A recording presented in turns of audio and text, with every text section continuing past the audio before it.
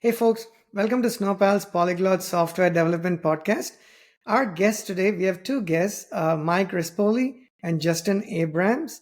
They run Cause of a Kind. Cause of a Kind started in 2016 with the goal of making a difference.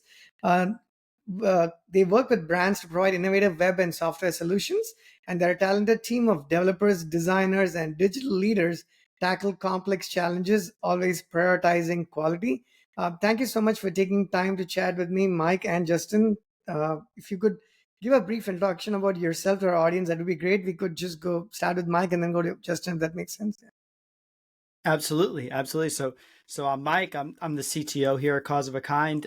Prior to founding this company, I was a career software engineer. I got started building websites as a front end engineer, probably about 15 years ago now, maybe even earlier, back in the GeoCities days and, and that good stuff. And from there, the career took me up through kind of becoming a full stack engineer and then a lead engineer before Justin and I decided to kind of take the company full time. It was like a side hustle for a long time. And then during COVID, we found ourselves struggling to maintain the business we had. And that's when we decided, hey, it's time to make this thing a reality. Let's go ahead and get cranking. Super. Justin? I'm Justin Abrams. I'm blessed every day to work alongside my very best friend since we're 15 years old. We met right here locally on Long Island, where we still live today. I am not an engineer. I would never even claim to be one. I actually went the sales, marketing, and client services route. After college, I spent my early days in my career working for some early stage startups, both in the fintech and martech arena. That's really where I kind of cut my teeth professionally. And that's my domain here at Cause of a Kind, is running our client services motion, our business development motion, and our brand marketing and acquisition strategy. So I'm thrilled to be here today. We'll kind of co-mingle a little bit of our technical conversation with a little bit of our ideology and methodology around our business and our structure and the way that we service our customers. But I always like to say, between Mike and myself, we make a full business brain. So we'll give you the full spectrum today, Krish. That is awesome. And thank you so much for that. So thanks for the introduction. And folks, the topics today, I say topics in plural because, we have like two or three different topics, but they're all sort of related. I'm just going to call out for what those topics are at a high level, and then we're going to get into the conversation and into the weeds of, whatever we're going to be having a conversation about. So at the highest level, we're going to talk about what it takes to build high performing engineering teams. So we're going to talk about the culture of continuous growth, hiring for excellence, and so on. And then we're going to talk about architectural patterns and web application frameworks. That's going to be, Mike's going to help us take the lead on that one. And last but not least, we're going to talk a little bit about agile methodologies and strategies for shipping, software faster, and sort of hopefully end the podcast talking about sales and marketing, because of all the challenges we have as a startup at Snowpal, we underestimated the challenge that sales would bring to the table.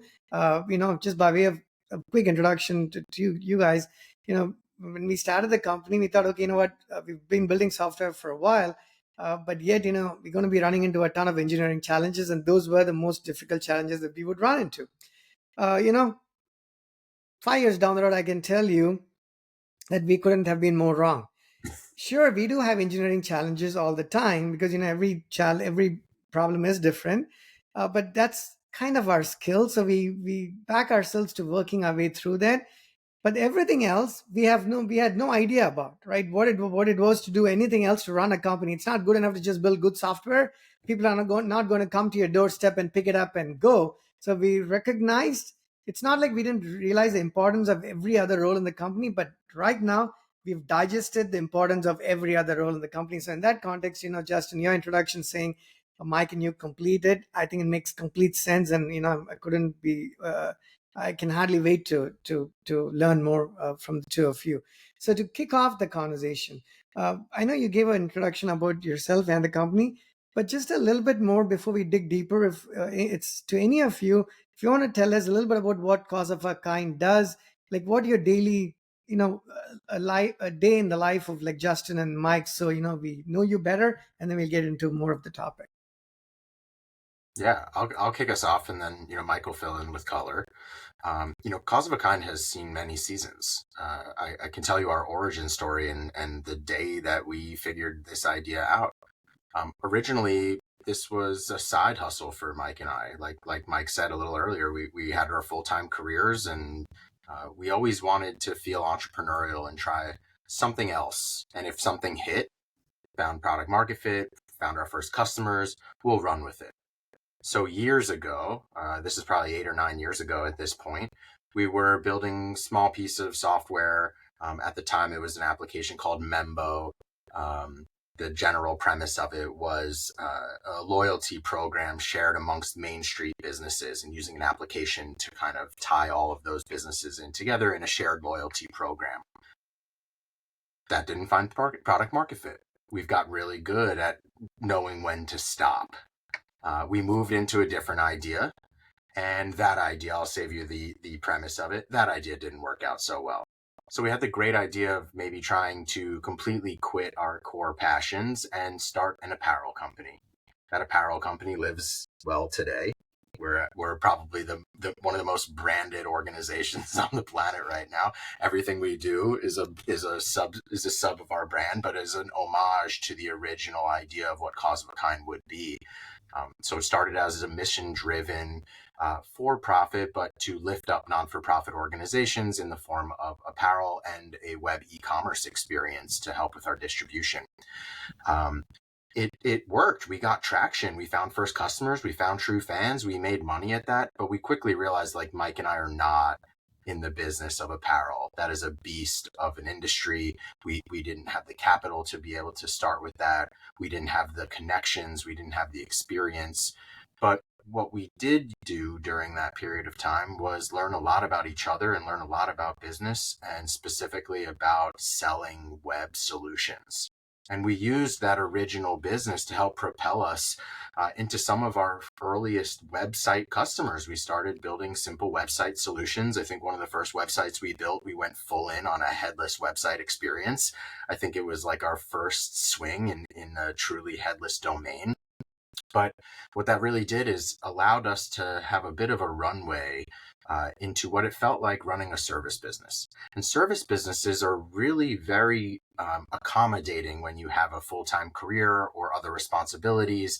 A service business is a relatively safe way of practicing entrepreneurship, or back then it was a little solopreneurship because it was just me and Mike.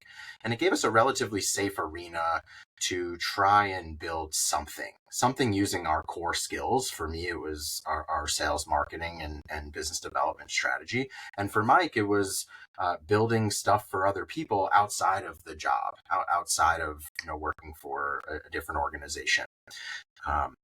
And that's really like the inception story. This business was born out of just interest in trying to build something that we could call our own, trying to make a difference in our own lives. I myself come from a long line of entrepreneurs. I always say I'm like 7 generations of entrepreneurship on my mother's side. Mike is not. Mike comes from a totally different type of family lineage. And together, we just wanted to create something. For me, it was for my family continuation and our legacy. For Mike, it was to break the mold and do something entirely and wildly different. And we got this idea of just trying to make a difference through our business. And here we are 8 years later. I think we figured out our product market fit. I think we figured out the way that we bring service and our expertise to our customers and to our team. And a day in our life really is about building the next generation of web solutions, whether it be software, applications, whether it be back-end and infrastructure, whether it be websites for simple mom and pop businesses. I mean, we run the gamut. We really just aim to provide the best web solution or software solution that meets the customer where they are in their evolution of innovation. Mike, what did I miss? Well, I think you definitely covered a lot. So exactly. I mean, we that's one of the, I think, going back to Krish's original thought, and something we struggle with all the time is niching down. As a service business, it's so hard to like pick a niche, and we don't necessarily have. I think if we had a niche, it would be mission-driven companies, people with some kind of a social good behind them. We love that space.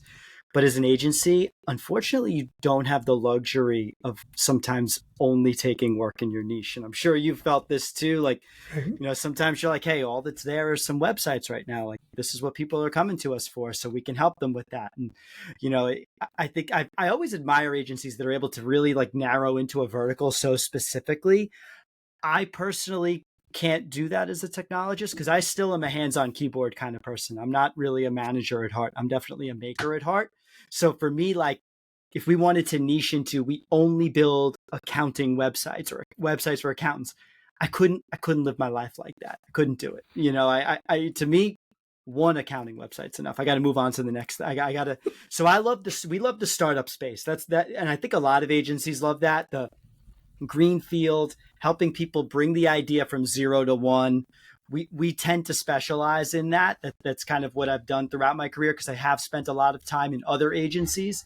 And so I think that 0 to 1 space is very good for us. So a big part of the book of business I carry tends to be early stage startups that have either are pre-funding or have gotten funding and are looking to kind of take things to the next level, and either building the MVP or taking some kind of an MVP to a production level where, hey, the MVP got us this far, but it's really the development team's very slow. There's a lot of things that don't work. We need to actually kind of get this thing into a good state and get a good workflow going. So I kind of run that almost as a fractional CTO of sorts for a lot of folks. And then on the other side of things, we also do a lot of websites, web maintenance, and I definitely help out there with the help with the performance and that kind of stuff. But that tends to be on Justin's plate a little more because it does involve a bit more of the SEO, marketing, data crunching side of things. So we have like these two sides of the business, and we've talked about trying to niche into one or the other. It feels like whenever we go to niche into one, the other side has a bunch of business, and it's very odd. Like if you want business in applications, go sell websites. You'll get a bunch of web application business in. And if you want websites, go sell web applications. A bunch of websites will come to your door. It's marketing is as you said, a fickle thing. Very, very, very tough nut to crack as an agency. Those, thank you so much. That gives me a pretty good picture. Now, you're going to have to tell me when you guys run out of time, because I know we are 10 minutes into a 1 hour podcast, but just given what you've just told me, the two of you, I have so many things to ask you. And I think our audience is going to love just to learn from you guys about your experience. So let me get started. I'm not good at making notes and listening to the guests, but I try to write 2 or 3 words here. I wrote it down so I don't forget it. One of the first things that Justin, one of the things you mentioned many things. One of the things you mentioned was you come from a family of entrepreneurs, and I think you said you're the 7th generation, and you said Mike has a slightly different background. I think I want to touch upon that a little bit. My first question, and I'm asking some of these questions, even if it sounds like I'm skeptical, it's not. I'm pretending to be, because a lot of times I completely agree, but I want to play the devil's advocate and just making it a little bit more exciting because folks hear both sides of this. Why, let's make an assumption that entrepreneurship is not super easy, right? I'm not saying working in a larger organization is easy or easier. I'm not trying to make a comparison, but let's assume that being your self-made business or a business is difficult to run. The first question people ask me is, why can I not work for these big companies? They do wonderful work. They pay a ton of money, depending on where you're working, but a lot of them pay a fair bit of money. And there is some level of, you get a guaranteed paycheck every month or every 2 weeks or whatever the frequency is. So is there what are some good reasons? I want to hear from both of you, from the person who comes from a lineage of entrepreneurs and from somebody who's probably the early into this, from becoming an entrepreneur. Justin, can we start with you? Sure. If I'm asking you and saying, hey, Justin, I have a good job, I'm working for a company, I get paid, is my life going to be easier? Am I going to become wealthier? Am I going to feel better? What are some of the things I'm going to get if I quit what I'm doing and became an entrepreneur? It's a great question. I hope I have a very good answer for you. Coming from a family with perspective of what entrepreneurship is going to do, I don't come from a wealthy entrepreneurship family. I think that money is an indicator of success. I don't know if that is necessarily my familial indicator. For me, I went to work first. I went to work. I had a career. I worked for everybody else. I know how green that grass is over there. And, Mike and I, in the earliest days of running this business, we always had an out. If this fails, I'll go back to work. I know what that feels like. I know what that security feels like. I know what it feels like to be a top performer, to earn the President's Club, to get the recognition, to have the best book of business in town with the most recognizable brands you can imagine. I know what that feels like. I can go right back into that tomorrow if I ever needed to. But there's a big difference between security and freedom. And I think that is really what Mike and I have always been in pursuit of. That's the conversation we had on the very first day that Cause of a Kind was imagined in the surf line up here in Long Beach, Long Island. It was about freedom. Security comes different. You can find security by just having a simple 9 to 5. You can find security by having dual income in your household. You can find security by developing a skill and being part of a union, or lots of different ways that you can find security. But it sometimes, most of the times, from what I have seen, is at the sacrifice of freedom. It's at the sacrifice of free thought. It's at the sacrifice of true creativity and building something that's unique and personal and, dare I say, can wield a legacy.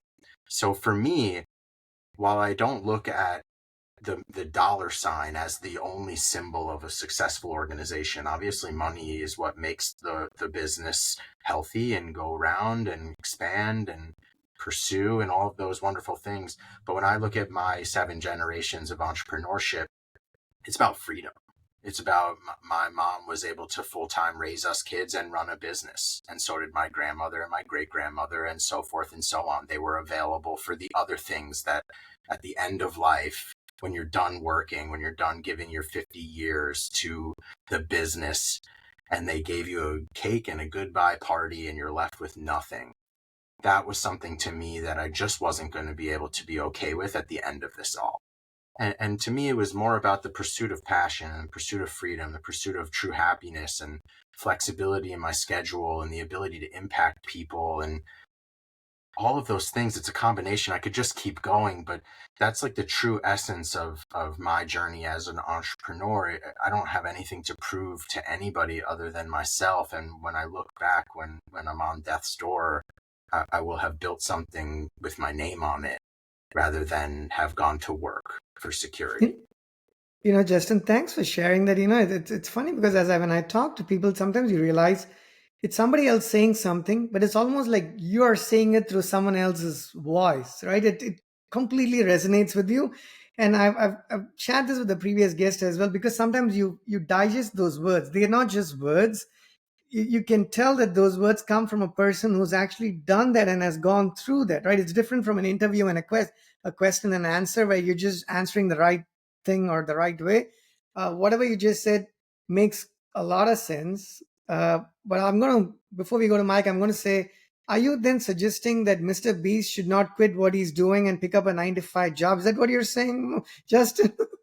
I'm saying that there is a real reflection that has to happen at an individual level. Like, entrepreneurship is not an easier path. I think some people take Mr. Beast. That's a beautiful one. He did not just show up successful.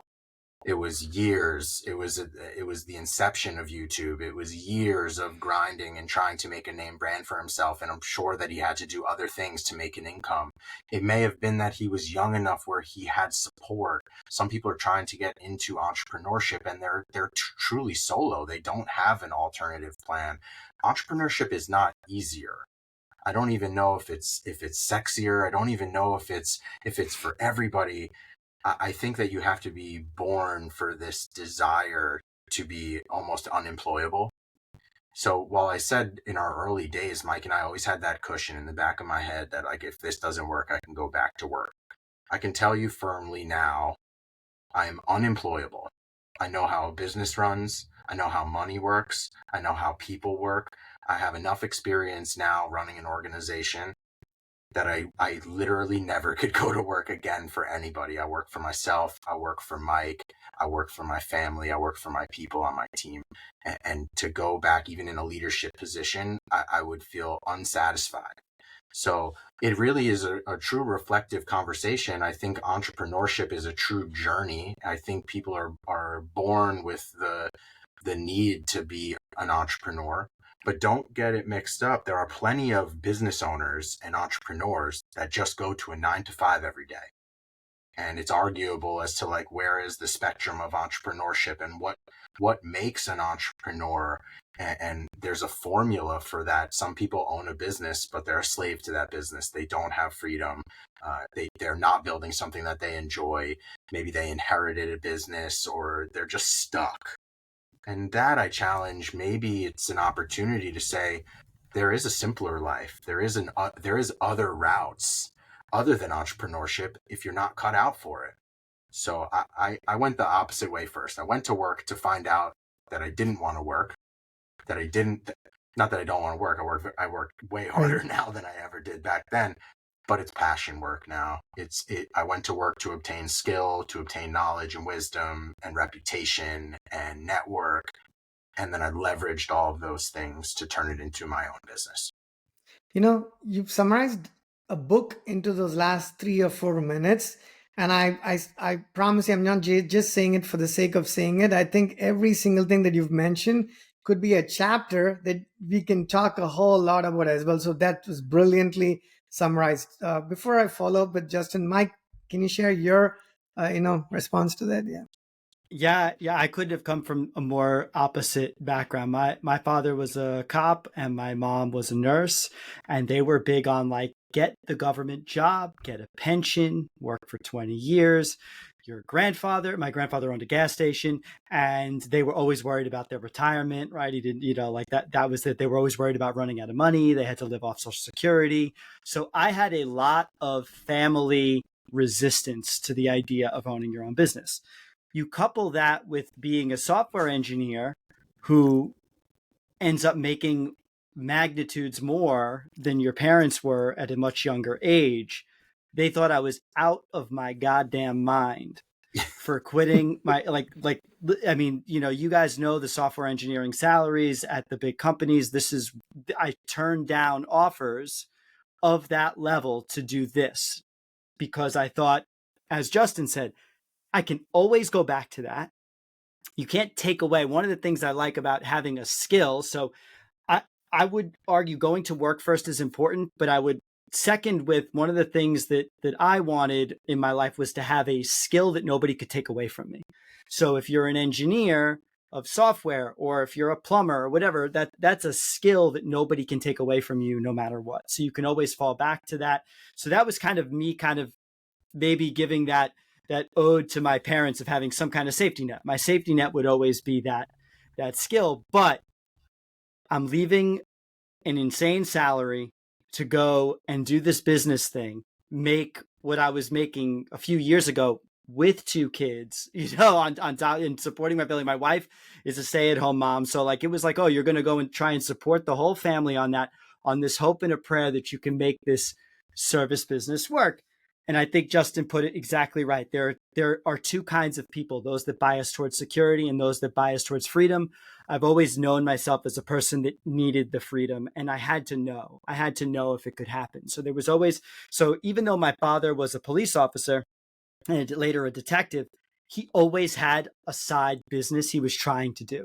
So deep down growing up, I always felt like he went for the fallback plan. He actually wanted to own his own business, and he did like all sorts of things like contracting and siding and lots of little businesses. And they always joke they never worked out. So in the back of my mind, I think I grew up with this advice, but I think deep down, I always knew my dad sort of wished that he was an entrepreneur, and he did that for his family. And I had they always laugh. I used to say, I'm not going to do that 9 to 5 thing. I'm going to become an entrepreneur. I'm going to work 24 hours a day. Right? So that's the irony of becoming an entrepreneur. Right. So I always tell people, as a software engineer, though, especially, you enjoy an amazing lifestyle. You make more money than most entrepreneurs and most people that you'll know. You have unlimited time off. And if you want to take it at a lot of these big companies, there's no resistance to it. Like, you're working on really cool problems. Most of the time, it's pretty interesting. You're working with really smart people. And generally, it's an amazing gig. So it is really hard to walk away from, because you get a lot of the benefits of entrepreneurship, a lot of the quote unquote freedom as a high end software engineer at a bigger company, for sure. So when people say, is freedom the primary driver? I think yes, it is, but it is very hard, because a lot of the things that people look at, especially for us, when in that first the first years after we quit our day jobs to do this full time, this was very, very hard. It was a pay cut. There was no vacation time. There were times when we had a very successful first year, and then a very, very tough middle year. 2023, I think, was tough for a lot of agencies. And I think about halfway through that year, I said to Justin, like, this doesn't feel like entrepreneurship at all. It feels like I'm working really hard for a lot less money. My customers are treating me a lot worse than a big company would. And I'm literally working for them, because we didn't have much of a staff. We were really, really hustling every day. Every single deal was a fight to get. It felt like I was working around the clock. The family's pissed off at you because all you could talk about and think about is work and cash flow. And you're trying to give yourself an MBA at the same time. And then you keep at that long enough. And suddenly, I want to say 2024 came, and it felt like something clicked, like we figured something out.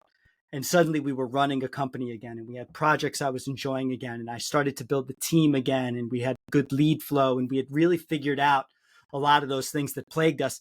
So when you get the taste of freedom, you're like, this is what I was looking for. Now I get to go pick my kids up from school at the end of the day at 3:00, or I could be with them in the morning, and I have a little bit of flex in my schedule. I have a staff. I can take a vacation. And yes, I am on my phone a lot. Admittedly, people are messaging me all the time. I have to take calls sometimes when I'm on vacation, because clients expect me to do that. But I do have a very strong staff behind me that I can rely on now, that I know, hey, this person would make the kinds of decisions I would make in my absence.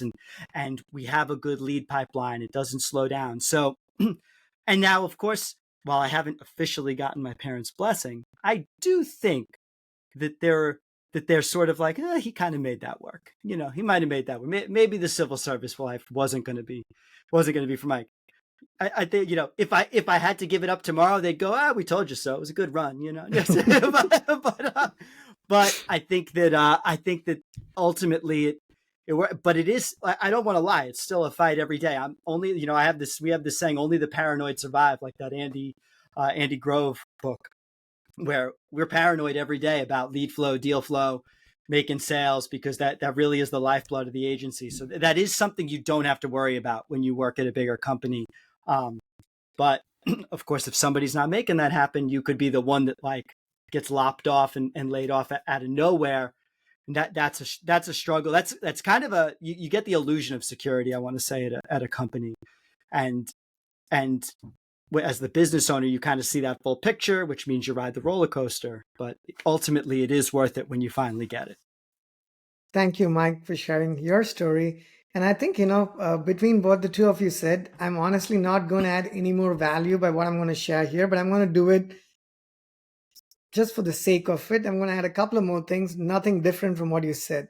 So I think the summary is, if you're looking for a lot more money, perhaps maybe you make a lot more money eventually, but that's not typically what's going to keep you going till you end up making some money or any money or a lot of money, right? So that's not what should invite you towards entrepreneurship. Glamour, I don't think there's much of it. 40 hours a week, forget it, right? And Mike, you mentioned that, or Justin mentioned as well, you're going to have to work a whole lot longer. So if you take the number of hours you work and the amount of money you make for a while, you're going to divvy that up and you're like, am I living in the US or am I actually located someplace else, because the dollar amounts don't seem to make any sense, right? There's a number of reasons why. And again, I think, Justin, you mentioned that, it's not necessarily meant for everybody, and certainly not for everyone at every point of time, right? Maybe there is a day and a time and an age that you want to become one, that opportunity is there and the time is ripe and you become an entrepreneur, but perhaps not till then. And then again, how risk averse are you as a person, right? Do you need a paycheck that's stable? What kind of lifestyle do you need? Because one of the things I realized was whatever the lifestyle was, it actually did not improve necessarily. It diminished because now if you have a $50, I'm not even kidding. I would be like, do I spend it on a meal or should I put on an Instagram ad? Maybe, an Indian festival, Diwali is coming, and let's say I want to target a demographic back in India to sell a product. I'd be like, okay, let me spend some money on Diwali ad dollars, pay Zuckerberg and everybody else to make them a little bit more rich because they're not rich enough apparently. And then change your lifestyles, right? You don't shop at Express, you just buy some cheaper clothes, whatnot, right? So these are all the things that, I just want to summarize that. But one thing that you mentioned, which I believe talking to a lot of people who are in the business of entrepreneurship, we all build different things. We live in different locations. We have different needs. We have different backgrounds. But I think the one common factor that I've seen is the yearning for freedom is probably what is a common thread I've seen between a lot of people I've spoken to. Now, freedom does not mean, like, one of my previous guests told me, Krish, it doesn't mean I don't have a boss. You have a lot more bosses as an entrepreneur than you did as an employee because you probably reported to one person, not like 20 people, right? You still have your clients, your bosses, but still there is a sense of freedom, and it's hard to explain than to live it, right? Than to live that freedom. And one last thing I want to say before we switch gears is, Justin, you mentioned legacy. I think it's super important, right? I couldn't stress enough because, when you're working for when you're a typical employee, like I've done this, I worked for large companies, small companies, a lot of my life. If you don't show up, sure, they're going to miss you for a little bit because, your tasks pile up and not everybody's like, companies are not overstaffed, at least not in the US for sure. So it's an inconvenience, right, at best. But eventually, they will find a way to replace you, right? I don't think I've seen anybody who's indispensable, right? I've had the privilege of working with people who are a whole lot smarter than me, but I've never had the privilege of working with somebody who's come across as indispensable in an organization. The smaller the company, that changes quite a bit. Like as a startup, if somebody doesn't show up for work, like we are a remote company, but they don't do what they're supposed to do, it will sit there as long as it has to sit there till they come back, because you don't have like 10 people doing that. So that's some of the things I want to just share on top of what you guys said. This was great. Before we sort of switch gears to the next item, is there anything else you want to add here, or are we good to move on? I think you mentioned too about, your families. I definitely don't want to underestimate that too. If you're going to do what we did and take the leap and you have a family, like we both have children and wives, they have to be on board. There have been like dark days where I was like, hey, all spending needs to stop in this house. Like we still use them today, made our own paper towels at one point, washable, reusable paper towels, like cut every possible expense to save the company. And I think there's an entrepreneur that says this, and I forget the book. Oh, it's The Hard Thing About Hard Things. Ben Horowitz, he says, every company will go through this period where it has to fight for its life. And in our first year, that never happened. And I thought, maybe we'll skip that. Maybe that won't happen to us. And then it happened to us. And if you think you're going to escape that moment, don't be foolish. So even if you're having good years, like I always have, like, first of all, kind of temper, even in good years, you have to like curb your spending, live below your means. You have to really kind of have that discipline, but your family's got to be on board with that too. And you got to be careful. I've seen a lot of entrepreneurs whose families, I think, weren't necessarily on board. They felt like they were being dragged through it. But I will also say nothing will make you fight harder than when your family has to suffer because of your mistakes. So that's happened to us for sure. Beautiful. Justin, anything else you want to add before we go to the next topic? The last thing I will say on this is about your legacy topic. And I want to tip my hat to you as a podcast host, because these podcasts will outlive you. And my podcast will outlive me, and our blog and our contributions to the internet. Those things are our legacy. And I want to just do a little show and tell. My grandfather was also a business owner. This is his legacy. That's it. That's it. Hey, No Justin, do you mind reading podcasts. what's there on the book there? Sorry, we couldn't see the. So this is his MBA dissertation, and it's executive training programs in advertising agencies. And he wrote his dissertation thesis on And what was his the name? training programs. His name is Robert Blumberg, and that is it. And I think when you think about creating a modern legacy, we have so much opportunity here, especially as entrepreneurs, solopreneurs, freelancers. We have so much opportunity to create legacy. You never know who's listening or who's watching. The ability to reach and impact people is so far beyond what our grandparents were able to achieve. And I have nothing from his 60 years as a business entrepreneur except this one book Is that he I with just us? found. Is he with us still, Justin? He isn't, unfortunately. My son is named after him, but he's with me every day, everywhere I go. Beautiful, and we've had the pleasure of talking to his grandson today, which is awesome, right? Which is awesome. That's right. It's I think it struck a chord when you mentioned legacy. It struck a chord because I'll say this one other thing and we'll move on. I promise. I post these videos on LinkedIn, and there was a period of time I was busy doing something else for the company, so I couldn't do that. And I had a friend hit me up from England. He lives in. We went to school together back in India, but he lives in London. And he said, "Hey, is everything all right? I haven't seen any videos." I was like, "Are you serious?" I thought because he had never liked on any videos or commented on any of them ever. So I presume maybe he's not. Probably just my mom who watches it and nobody else does. He said, "No, I actually watched every single one of them. I'm like, can you help the algorithm do it by hitting like or adding a comment or something?" But then he was like, you know what? A lot of people don't do that. But I realized that even people who don't tell you, they actually benefit from it just as much as we've benefited from a lot of, when you read a book, does the author know that Mike bought that book? Not really, but you learn from a book and you live by certain books. So I think it's important to state that even if people don't give you credit, and you shouldn't even be looking for credit. And I think Justin said this beautifully, which is, you know, you are your own competition, right? You're not trying to please anybody else. And I say this all the time.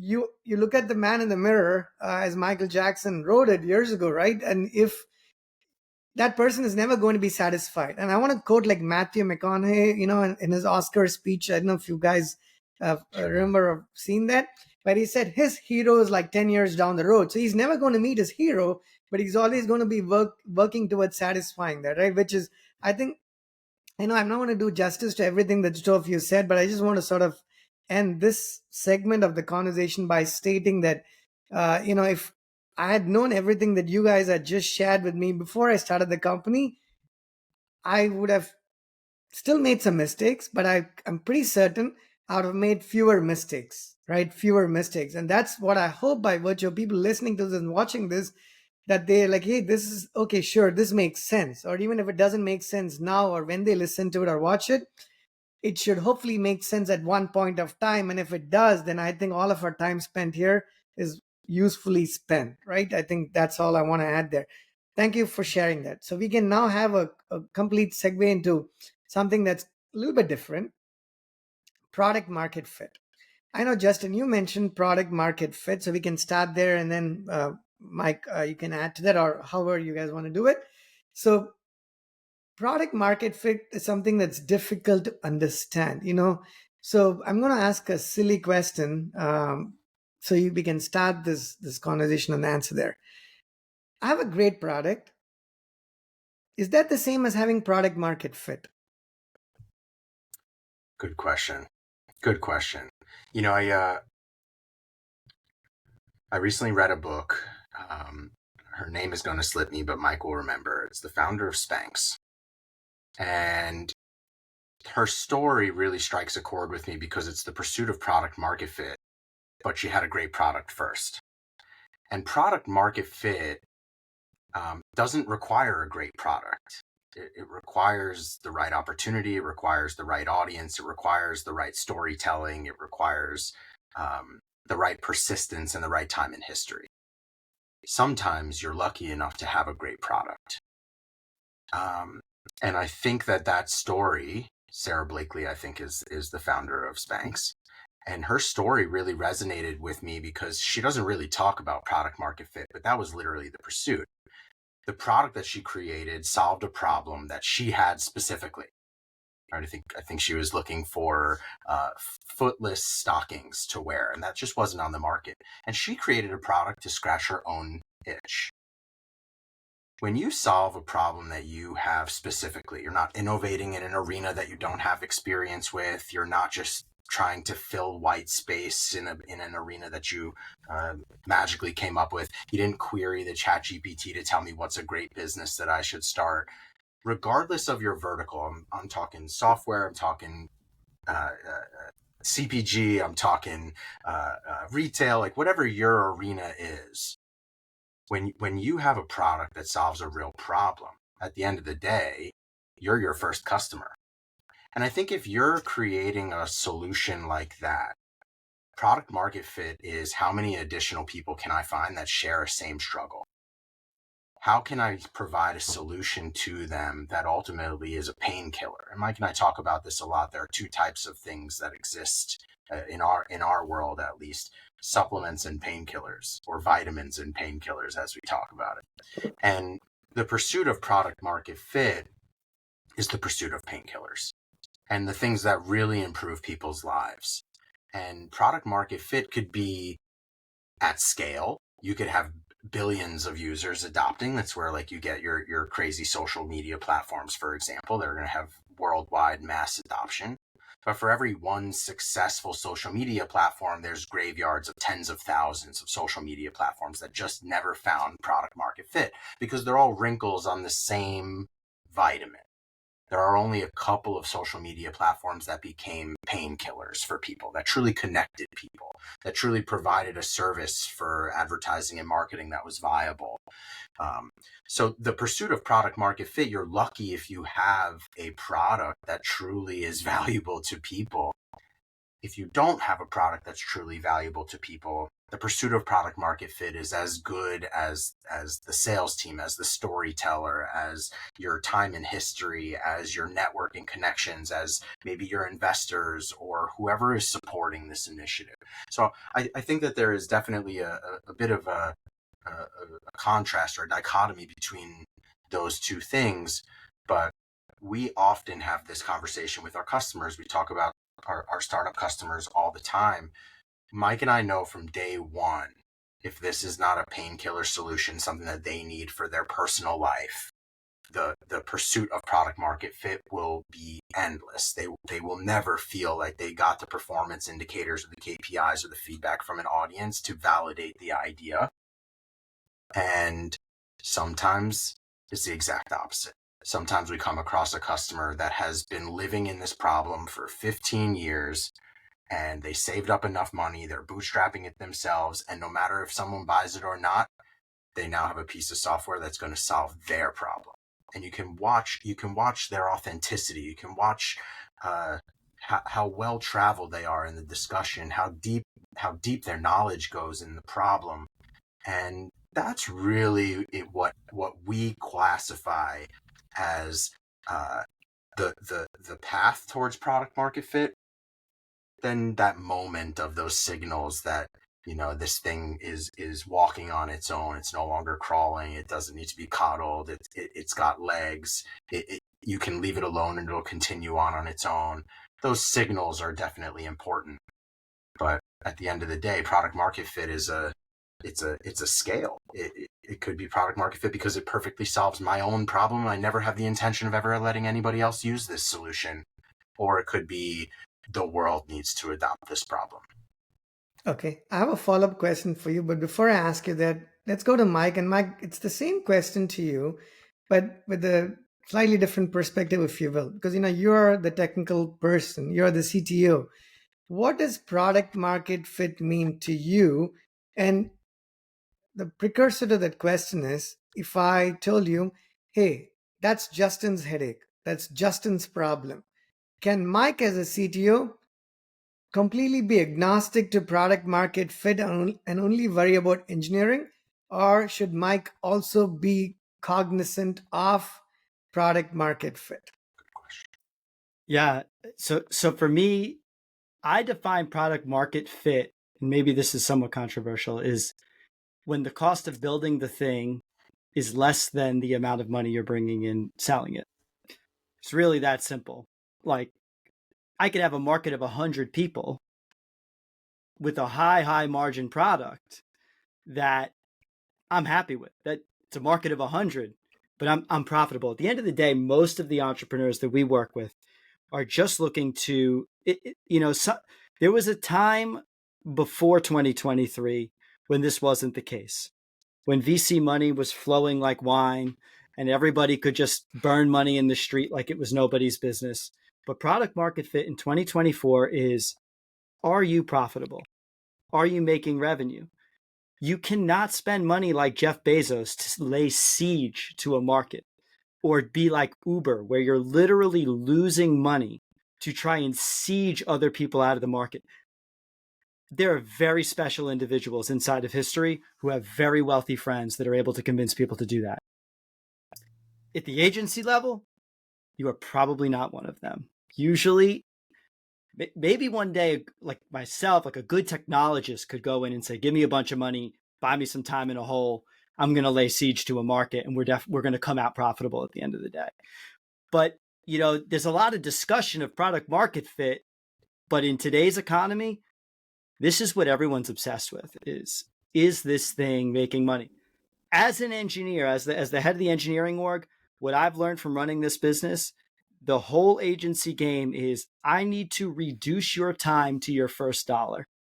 So I spent a lot of time at agencies that would do these, kind of scope these projects, go dark, and then pop up 6 months later with a product, or, and say, hey, here it is. We spent, you paid us a few $100,000. Here it is.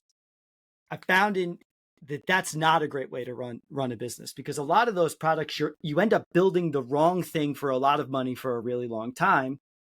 And product market fit isn't this point that can just be precisely targeted. The entrepreneur usually comes to us feeling like that, and then they release something and they go, oh my God, how, just like we said at the beginning of this podcast, I thought that, all our problems were going to be technical. Look at how hard it was to find, to do the marketing and the sales. I think people who build products have the exact same problem. So as engineers, we have to remember that our goal is to kind of look at the product they want to build and think, how can I get them to their first dollar quickly, so that they have revenue coming in such that they can fund the venture? And then the next goal, what I think is sort of the product market fit goal, is the revenues exceed the cost of the build. And if you can never achieve that, then this is just a hobby. It's just fun. And that when people sit in that, Mr. Wonderful from Shark Tank will say you got 36 months to do it, or you got to take it behind the barn. I'd say as an agency, you got about 12 months with any client that's spending money with you without making money, and they're going to churn no matter what. And even if they think they've got a lot of money. So you really have to get those signals, even if the cost of building it maybe is still not completely covered. They got to have that end in sight. They got to have that. They got to have landed some deals. They got to have people who are saying, oh my God, how could I have lived without this product? And then we have to have the discussion of pricing it properly. But I think some people, the problem of product market fit is not so much that they built a thing, nobody wants. It's usually that you built a thing and potentially the market is a certain size and the price you're charging isn't enough for you to ever exceed the cost of building it, or you have trouble reaching that market. These are all things, but it's very hard to, you're never going to get product market fit pre-MVP, I would say. You just kind of know there's a problem there, but you have to prepare that. How do I get to that first dollar faster? And that's my job as the technical person is, my engineers will come to me with all sorts of ideas and things they want. I'm like, hey, we got, I like to look at it. We got 6 weeks. I tell everybody, imagine you had to do this in 6 weeks. And I think about it like an artist. If I told an artist to draw a dog, you have 5 seconds. You'd get some kind of a quick sketch. Now you have 5 hours. Now you have 5 days. Now you have 5 months. The fidelity continues to increase. I say, what's the fidelity we get to with 6 weeks here? Is the fidelity high enough? Did we build a valuable enough product that we can get the revenue in the door. Because if I can get this customer to feel that revenue coming in, that's a good signal. If we can't even get that, the signals are a little bit dubious. So I definitely think getting to revenue quickly is pretty important. Thank you for that, Mike. I'm going to say one thing, which is, that we talked about entrepreneurship in the first segment, right? And then the challenges that come with it. To me, here is a great example, even though this is a topic that's, agnostic to entrepreneurship in that sense, it's the same question, but we could tell the spectrum of the answers from two people, right? Both answers make complete sense, but it's just that the breadth of those answers are meaning they cover different topics, right? Justin was answering the question from a different perspective, Mike's answering it from Mike's perspective, and if Krish were to chime in and add, the answer is going to be a little bit different. I'm going to add my perspective to it, right? So it's not a binary. The one thing I want to add is there's no zeros and ones in the business of entrepreneurship or running a company. As engineers, we yearn for lack of subjectivity, right? The more quantifiable something is, the easier we can understand it. One of the challenges I've personally seen and I'm continuing to go through is I try to quantify everything, but then I realize a lot of things in life are unfortunately not quantifiable. Even when you're running an engineering company, it's not. So when you say product market fit, both answers are solving the same type of problem, but the fact that they are slightly varied sort of tells me and should tell everybody that there is this element of subjectivity, and appreciating that subjectivity and getting a grasp on that is at least in my opinion sort of fundamental, right, to success. Now hopefully some part of my ramble there makes sense, but I want to go to the question I was going to ask Justin, which I think, Mike, you mentioned. You ended your response with MVP, but my question to Justin was actually going to be that. Now, let's say we talk product market fit, and you guys explained it beautifully. I want to take MVP, and I want to talk about product market fit in the context of an MVP. In other words, here's what I'm trying to say, and hopefully I say it well enough. If you have enough time and money, which none of us are ever going to have enough time and money, right? You're going to have just less than what you need. You want to build something that's good enough, that proves a point, and then you try to find product market fit.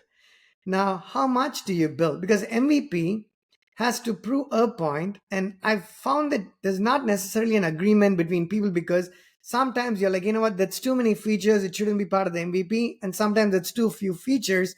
And the way I've seen it, generally, it's not the number of features.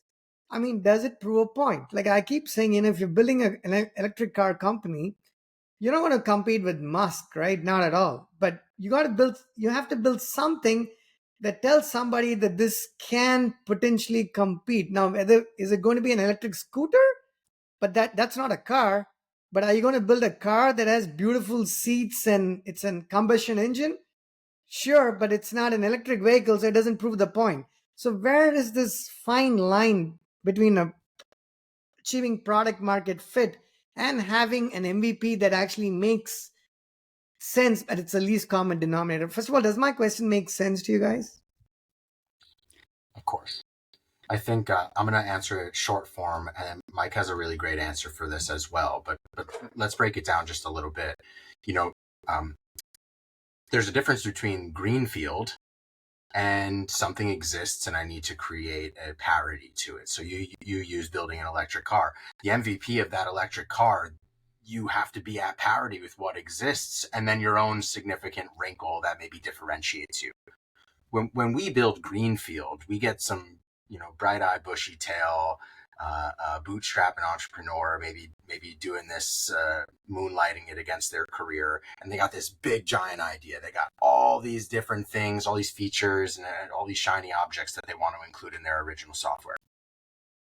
What we specialize in, and Mike specifically specializes in, is distillation, is boiling that idea down into the minimum feature set that gets this product to revenue. Not even get it to market for general consumption, but gets it to the question of, will somebody pay $1 for this? We always say here, it's as hard to leverage $1 out of somebody's pocket as it is $10,000 out of somebody's pocket. It's just a spectrum of how big is the idea that you're building. So Mike, I'll let you answer this one big time because we've talked about this 1,000 times over. But that's my short take on threshold of building MVP. Yeah. This is an interesting one. We could start with you mentioned Elon Musk and the electric car. He took an approach, and again, this goes back to, exceptions to the rules. If anybody remembers the first Tesla, it was sick. It was a car nobody could afford. And I remember reading about it in Popular Mechanics in my grandfather's living room, like when I was in high school. Like his theory was, the only way people will buy electric cars is if I make one that everybody covets first. This is not how most people are going to be able to build software. Elon Musk is one of these anomaly characters who, firstly, made a lot of money through the acquisition of PayPal, has a lot of wealthy friends, and is a just polyglot engineer. If you're coming to Mike and Justin, that's most likely not you. So I just call it a spade a spade. He took a very different approach, and most of the people we see though are kind of what Justin's talking about. You got to get to the smallest feature set. And what a lot of people think is they come to us and they say, well, it has to have all the things of the product we're going to compete with, plus this one little thing. And my answer to that is, how do we make it so people would buy the one little thing?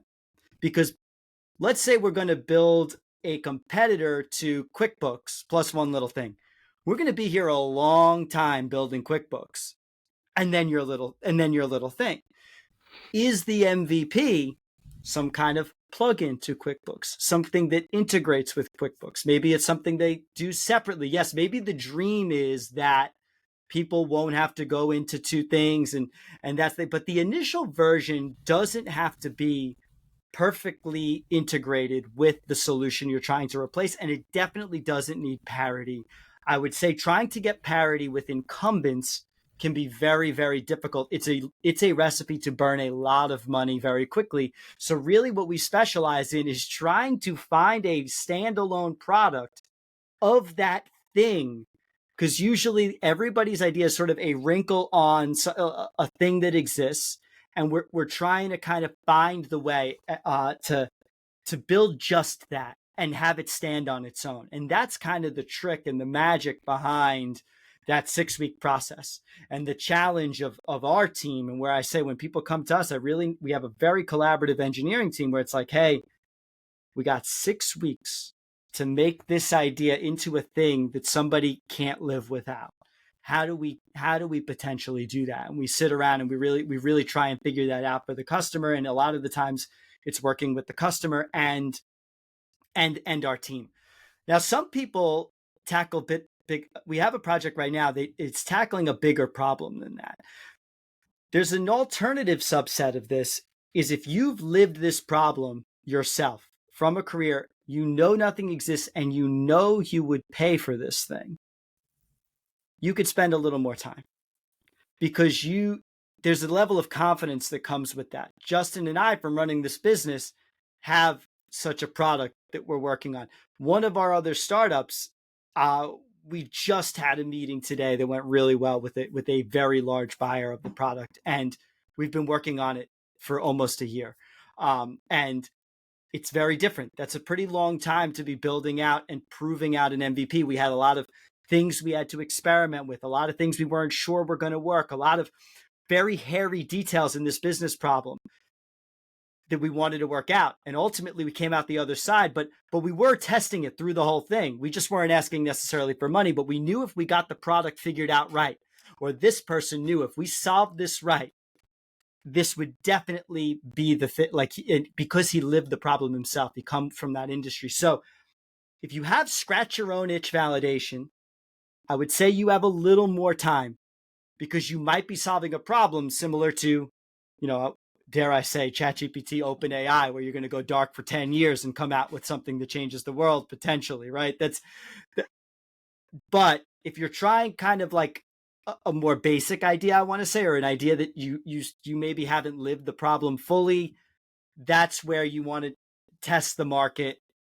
And then, of course, there's different verticals that give me red flags, like marketplaces that are trying to bring two markets together, have this horrible cold start problem that where you need the customers to show up because they got to buy from a merchant on the platform, and the merchants won't show up without the customers, and the customers won't show up without the merchants.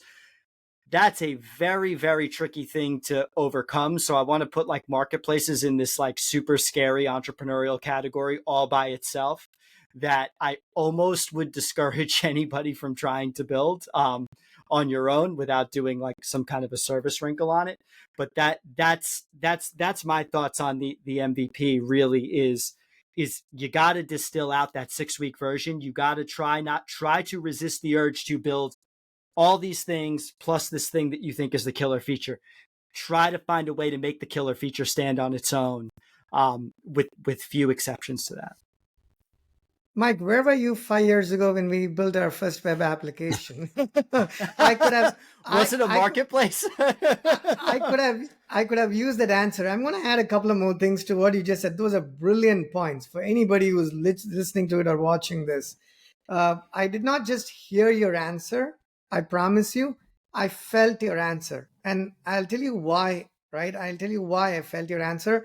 I'm going to do a quick screen share. Sometimes it's easy to visualize something. So I just want to give a very concrete example of something that literally is what you exactly spoke to, right? So let me share my screen really quickly here. And I promise this is not to pitch one of our products. I just think I only am sharing this because what you said resonates with me completely. Do you guys see the screen here? Yep. Yes. Yep. Okay, so this is one of our products. This is the first product that we built and went live with a few years ago.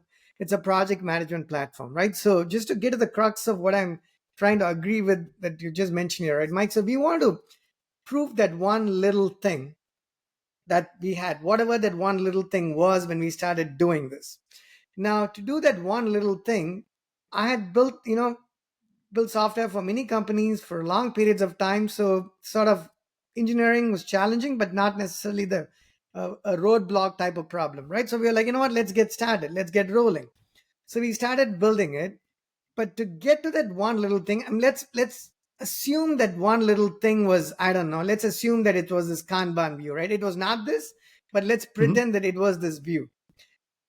We were like, you know what, to show this one little thing, which is that we have something like a Kanban view on the product, on the platform, we have to do everything else to get this far. Meaning, I'm going to trivialize the problem just to sort of make an impression and exaggerate a bit, but not losing the essence of it. We had to have a page to sign up and sign in. And we need to have, of course, we didn't need all this kind of these social media sign-ins, but we needed to have at least the basic username, password sign-in. We had to land on some page, and we needed to have support to creating content some way, one way or the other. And then the content needs to be persisted in a database, yada, yada, yada. And then we end up showing this Kanban, right? So we were like, okay, our intent was to just show this one little thing, but to get to that intent was something that we did not do it the way we would do it today, right? Learning it. Hopefully we've learned from our own mistakes, but I want to add one more thing here, but does that make sense to you guys? Like what I'm trying to say here, just trying to share something to draw a parallel, not parallel, to map to what Mike was just talking about. It makes total sense. And I think one way people have overcome this, and us as an agency too, is the things you showed, like log in, log out, maybe payment portal.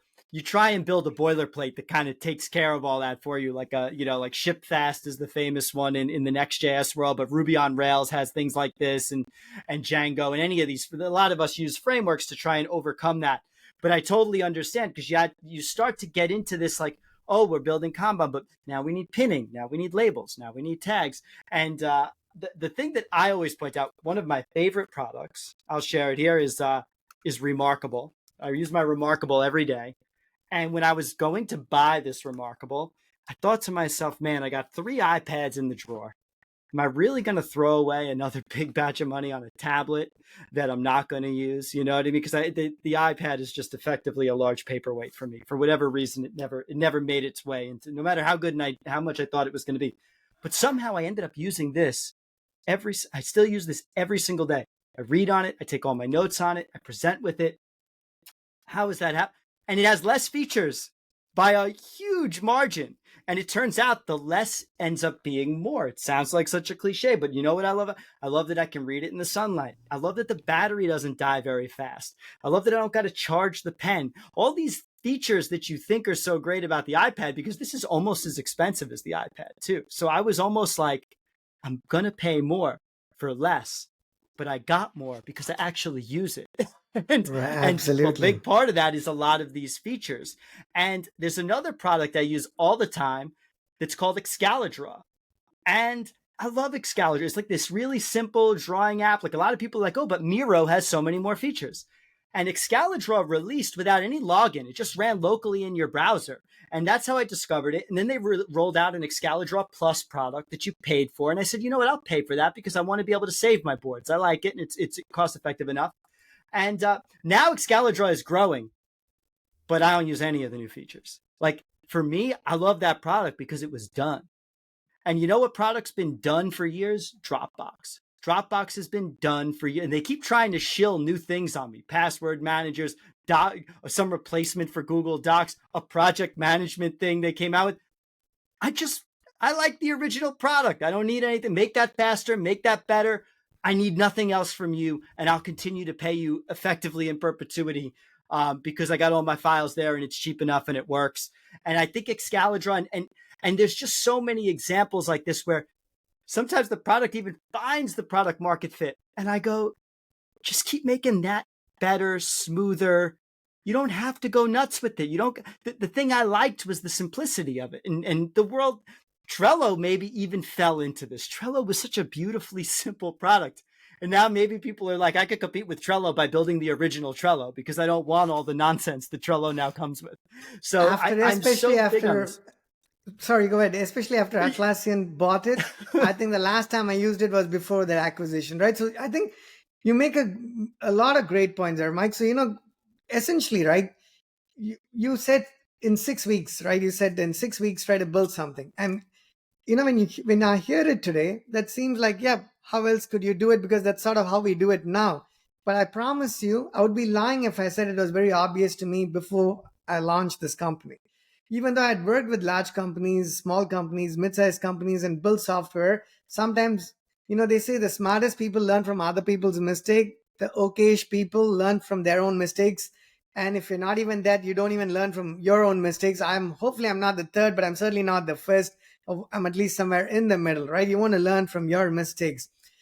To folks watching this, to my example of what I showed, right? If you want to add that one little thing that Mike mentioned, maybe don't even bother logging in. Like you said, why does it have to be a login to showcase Kanban? That doesn't prove your point. Just because I can sign up and sign in, that's been done a gazillion times and nobody cares, right? They know that ultimately you're going to have security in your application. If not, you're going to not be able to sell it. But that's not important enough to prove a point. So as business owners and creators, I think that's an important thing to realize. And sometimes it's easier said than done because, you understand the theory and you completely agree with it. But now you start coding and you've forgotten everything else. You forgot all the rules of the game and you're like, you know what? I'm now a developer. I have this button that I tell you because this is what happens to us a lot of times. We know it doesn't matter. The button should be there as long as it is clickable. But we cannot go past the fact that the button sizing is inconsistent with the rest of the buttons on our app, and we make it part of the design system. And we tell ourselves, this is not important. Krish, don't bother. It's okay. The button is out of shape. It's big, small, ugly, does not matter. And then I start writing code. No, the button needs to look exactly the same. I cannot copy paste code. I need to reuse that component. Let me make it reusable as a component. I want to have that lead to the next part of this conversation. But I know, we talked about the one little thing, but I think, Justin, you mentioned $1 versus hundreds of thousands of dollars. I think that's a very important point. So I want to talk about that a little bit. You said that if somebody paid $1 for what you make, it does not matter whether it's a single dollar, whether it's $10, $100, or $1,000. The fact that somebody is willing to spend any money on something that you've actually built is some sort of a validation that goes beyond words to me now. That's something I did not realize because I'm not very tight with my own money. When I go out, let's say I'm buying juice from Joe and the Juice in DC. It costs like $14 for like a juice. You know what? That's me. But I know friends of mine who would never, ever, ever spend $14 on just juice at Joe and the Juice, for instance, right? So different people behave differently with money. So it didn't help me that I was easy with it. I presumed other people would be. Can you speak a bit more, Justin, to this a dollar versus? I mean, do you agree that if people? I mean, it's not. I'm actually borrowing your words. It's not for you to agree, but I'm just saying. Am I saying it right when I'm saying if people spend $1 on what you built, that means a ton, or does it not mean a whole lot? Well, let me break it down just a little bit, because what I really said is it is as difficult to leverage $1 out of somebody as it is to leverage $10,000. There's just a spectrum. What is the value that I get for that money? Your audience, the person that buys your product, is an important piece of this puzzle. So I'll take us back to our earliest days. We started as a clothing company. We sold lots of clothing to friends and family. That is not validation. That is just not. That is not a good signal. So it really depends. I feel bad for you. That's right. It's pity money, right? It's pity money. It's donations. But in all seriousness, that is actually a huge piece of the puzzle. You have to build something that a stranger feels a pain relief from. And I talked about it a little bit earlier. There are vitamins and painkillers. And if you built a painkiller, somebody will be willing to pay for that painkiller. The size of the thing that you solved determines the cost of that. But there is a real piece of this, which is does somebody need this that I've never met before? And when they come across this, like Mike coming across Excalidraw in the browser, they go, damn, that solves a problem that I have today. And I would pay for this. And even if I did pay for it and I don't need all those other features, I'm going to keep paying for it because I just love this solution. And I think that's a big piece of this equation. And what I say, just to wrap it up, is it is as difficult to leverage $1 out of somebody's pocket as it is $10,000. It just is a spectrum of value that you get for that money. You know, I feel blessed, and I say this randomly in the middle of a podcast because the breadth of learning I've had in these conversations from brilliant people such as yourself, right? Yourselves is I cannot I cannot articulate this well as I hopefully want to, but I at least want to say that I don't know, we don't know each other, right? I mean, we are discovering each other in this conversation just so for people to know, right? Hopefully we get to collaborate and work with each other, but that's in future, hasn't happened yet because we are new to each other. So I have no ulterior motive in actually stating this, just to be very clear, right? The learning, everything that you guys have shared so far resonates with me because I've gone through that pain, literally. Sometimes, it's nice to not have to go through that pain and learn from people. And one thing I've seen, again, I've lived most of my life here in the DC area, but I grew up in India, right? My early years, my formative years were in India. India is a beautiful country, but one of the things, at least culturally, when I came here was we were told that you're supposed to ask questions, at least I was told, to people who who've actually checked those boxes, who are either extremely wealthy or have gone to the IITs, one of these great schools back in India, because that's the only place where learning can come from. And I say this, I'm talking to two people I've never met before, right? And the amount of learning that's come to me just in the last 45 minutes to an hour is something I couldn't pay for. Even if I wanted to pay for it, you wouldn't even know where to go to pay for these things, right? So I want to just say thank you, first of all. We're going to continue this. I just want to say thank you because this is very important for people who want to start a company. I want to say especially engineers, but that's not just developers. It's good for everybody. I say only developers because I'm a developer and that's how I started the company. Sometimes you just start building something without understanding anything about everything else. And then you feel like, you know what, if I built an awesome product, it's got to sell. How else can it not sell? It doesn't make any sense. But you know what? It doesn't, because, Seinfeld, I can relate. I watch it like a million times. I don't know why, but Even 30 years down the road, I can relate every facet of what they talk about to some part of my life. My understanding is for the first 12 to 18 months, nobody was interested in watching them. And at that time, the networks gave them that much time. But Mike, as you mentioned, not all of us have the luxury of that time and money. Certainly not now. You mentioned VC money was flowing like wine a couple of years back, not necessarily now.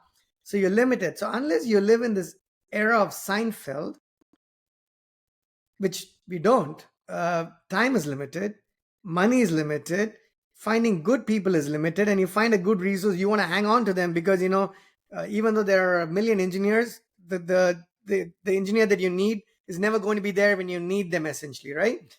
So time is of the essence as well. So a lot of things, sort of play a role in making this work. So we talked about product market fit. Justin mentioned scratching the itch, which is very important, a problem that you have to solve for yourself.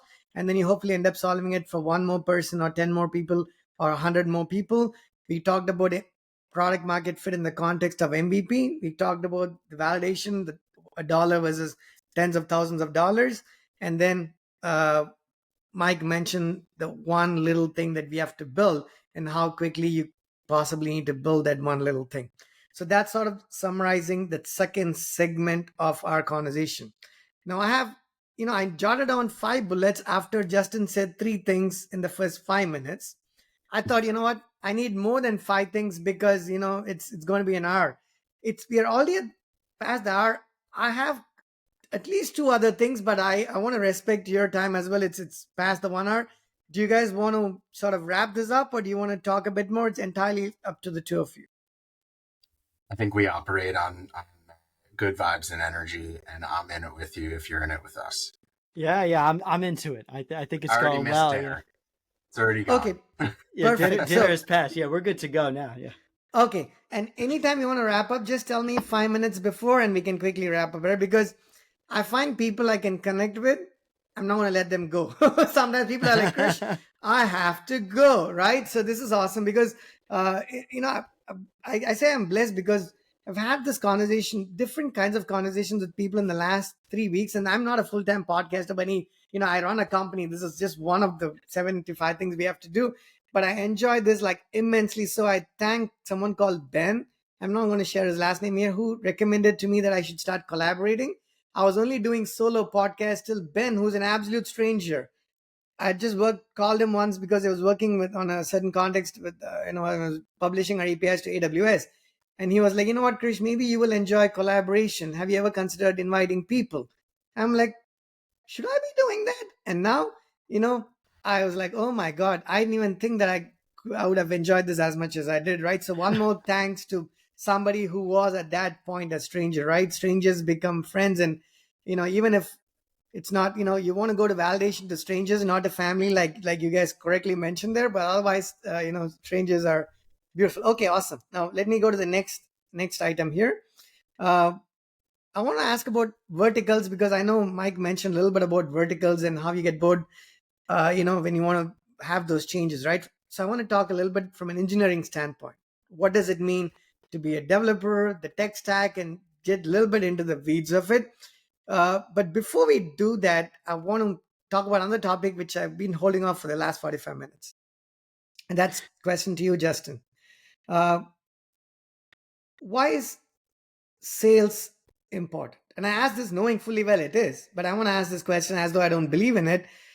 If as an engineer and people I know as developers, somehow we strongly believe we are good at what we do and we can build great solutions, we shouldn't have to know sales. We shouldn't have to worry about sales. And we are doing the most difficult thing. Everything else in the company is easy. Engineering, building software, writing code, for whatever reason, even all this AI, support that we do have with the IDEs these days, right? Copilot and whatnot. Even prior to those days, it was like, you know what, if I can write code, that's all I should have to do. The rest of the things, the roles, they are supplemental, not vital to the success. Do you agree that that is the case? And if not, if you could speak to it from a sales standpoint to sort of help the audience understand when should they start thinking about sales and why is that important? What a good question. I'm going to go a little bit contrarian. I argue that the skill set of being a salesman is not really important. The skill set of relationship development, of storytelling, of purpose, of originality, right? Authenticity, all these things, that's important. And that begins, in my opinion, when you're a kid. And I think what makes a great salesman is a few core competent things that we learn as children. Things like empathy, things like, golden rule, do unto others as you would like done unto you. There's a certain finesse that comes into sales, and sales is the lifeblood of most things. I mean, if you don't have anybody that can push your product to a person that's going to give you money for it, you arguably are not a business. But sales is not necessarily a learnable skill. I'll get into that in a second. Sales is a personality. I also think the same for engineering. Like, you can learn how to be an engineer, but you either get it or you're just clicking keys. And I think that's where like the story and like the spread between like, will AI take the job of an engineer or anybody else's job? Like, the idea of free thought and connecting the dots and having a well-rounded experience and being able to connect with the end user, like, I'm not so sure that the machine is going to be in a position to replace us. So when I think about sales, like, it's a very short sentence. Like, of course, sales is incredibly valuable to any organization. If you're running a business, selling it, even without your marketing and like a lead generation strategy and all of that, and a customer acquisition and retention strategy, just being able to sell the dream, the vision, the passion, that's important. But where that begins is convincing your mom to give you ice cream before you go to bed. That's a sale. Is convincing that girl on the dance floor to go out on a date with you. That's a sale. Is convincing a manager to give you a promotion. That's a sale. Like, we are all salesmen. And I think it's been, excuse my language, a little bastardized. Like, the salesman has gotten a bad reputation. I think we all go back to maybe like, Danny DeVito from Matilda and like the really sleazy used car salesman. Like, that is not sales. Sales is the ability to connect. It's the ability to convey and storytell. And that has been my core practice for, I think, my whole life. Sometimes I get myself in trouble because I'm very whimsical. I can embellish. I can exaggerate story. Like, I'll transplant a person in their imagination. But it's also why it makes me a good closer. It's why it makes me a good nurturer of relationships. It's why I specialized in my career in customer success. The success piece of that is a sale. It's a daily sale. It's a daily conviction of knowledge. It's reputation management. There's an entire spread of skills that a modern salesman needs to employ.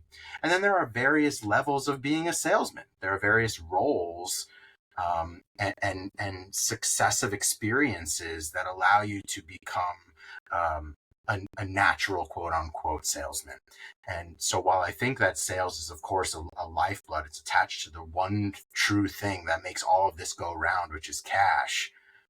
The ability to sell is not really the thing. It's the ability to connect. And I think that happens at a very early part.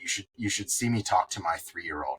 It's convinced me why you should watch more television right now. It's 9 o'clock at night, right? Like, give me a reason. And we're working on articulating very simple reasons, and that will continue to develop and advocate for yourself and be able to pitch in a very short time.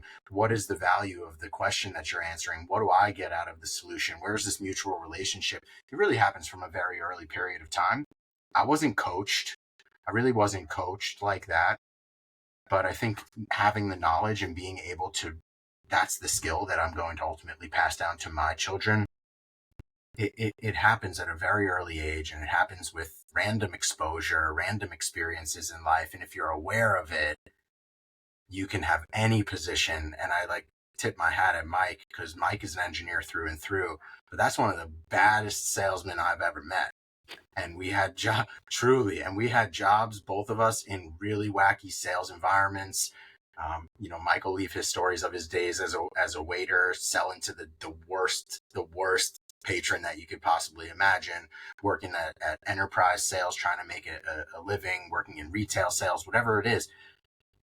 That makes you a very, very effective engineer. It makes the way that you see the world and nurture your clients and nurture your livelihood and your family and your scenario. It makes for a very well-rounded individual. So I don't care what your core competency is or your skill set or whatever else. Figuring out how to be a sales advocate is the name of the game. That all roads lead back to, can you sell X? Justin, you're I know you're good at what you do, obviously, but here's why. Your voice is so even and consistent. Uh, it reminds me of Marcus Brownlee. I love his voice. Uh, if you sold me that hat right now, I would actually buy it, and I don't even need a hat, right? That makes a good salesman, right? Because that's just the way things are. I have a few questions, obviously, to what you said, but before I go to my questions, I want to obviously get Mike's take on it. Yeah, I always tell people my first job was always sales. I didn't go to school for computer science. I graduated in 2008 with a degree in geography and geology, and I waited tables through college to pay for college and bartended and that kind of thing. I moved to Colorado and got a job at Enterprise Rent-A-Car, and that was the hardest job I have ever worked. Have a lot of respect for the people who work that rental car counter. Because you learn to sell a product that everybody says no to on instinct. That damage waiver, so like you're selling the rental car insurance, everybody, like if you get a sucker once in your career, you know that you're lucky. Most people instinctively know, no, I don't want the damage waiver. And they teach you to take the 3 no's. And I think that one of the biggest things that this helps you with is it's so uncomfortable. Especially for me, like I'm a more introverted person. Like I definitely do not enjoy, like there are people who just like love the sale. Like they could really get jazzed up on it, got real competitive because they used to rank us every day. That wasn't for me, but having to do that because I had to, I needed the money, right? I did that job for 2 years and like just every day, 40 people a day, taking 3 no's. And then you know what? I managed to sell the insurance a number of times. You figured it out. You figured out how to sell people the benefits to them, not the features of it. And all the things they teach you in all the sales books, you figure this out. But a lot of it is getting over the discomfort of like, okay, this person just told me no twice and I'm going to make one more try. So some people are just like naturally, like Justin said, they're just immune to that. Just like they don't even care. Like, I'll ask you again. Like, I'll ask you 20 times. And those people are great. That translates really well when I became an engineer because you're always selling. You start to realize everything's a sale. You're selling your solutions to clients. You're selling your solutions to other engineers. You're selling your solutions to managers, to product.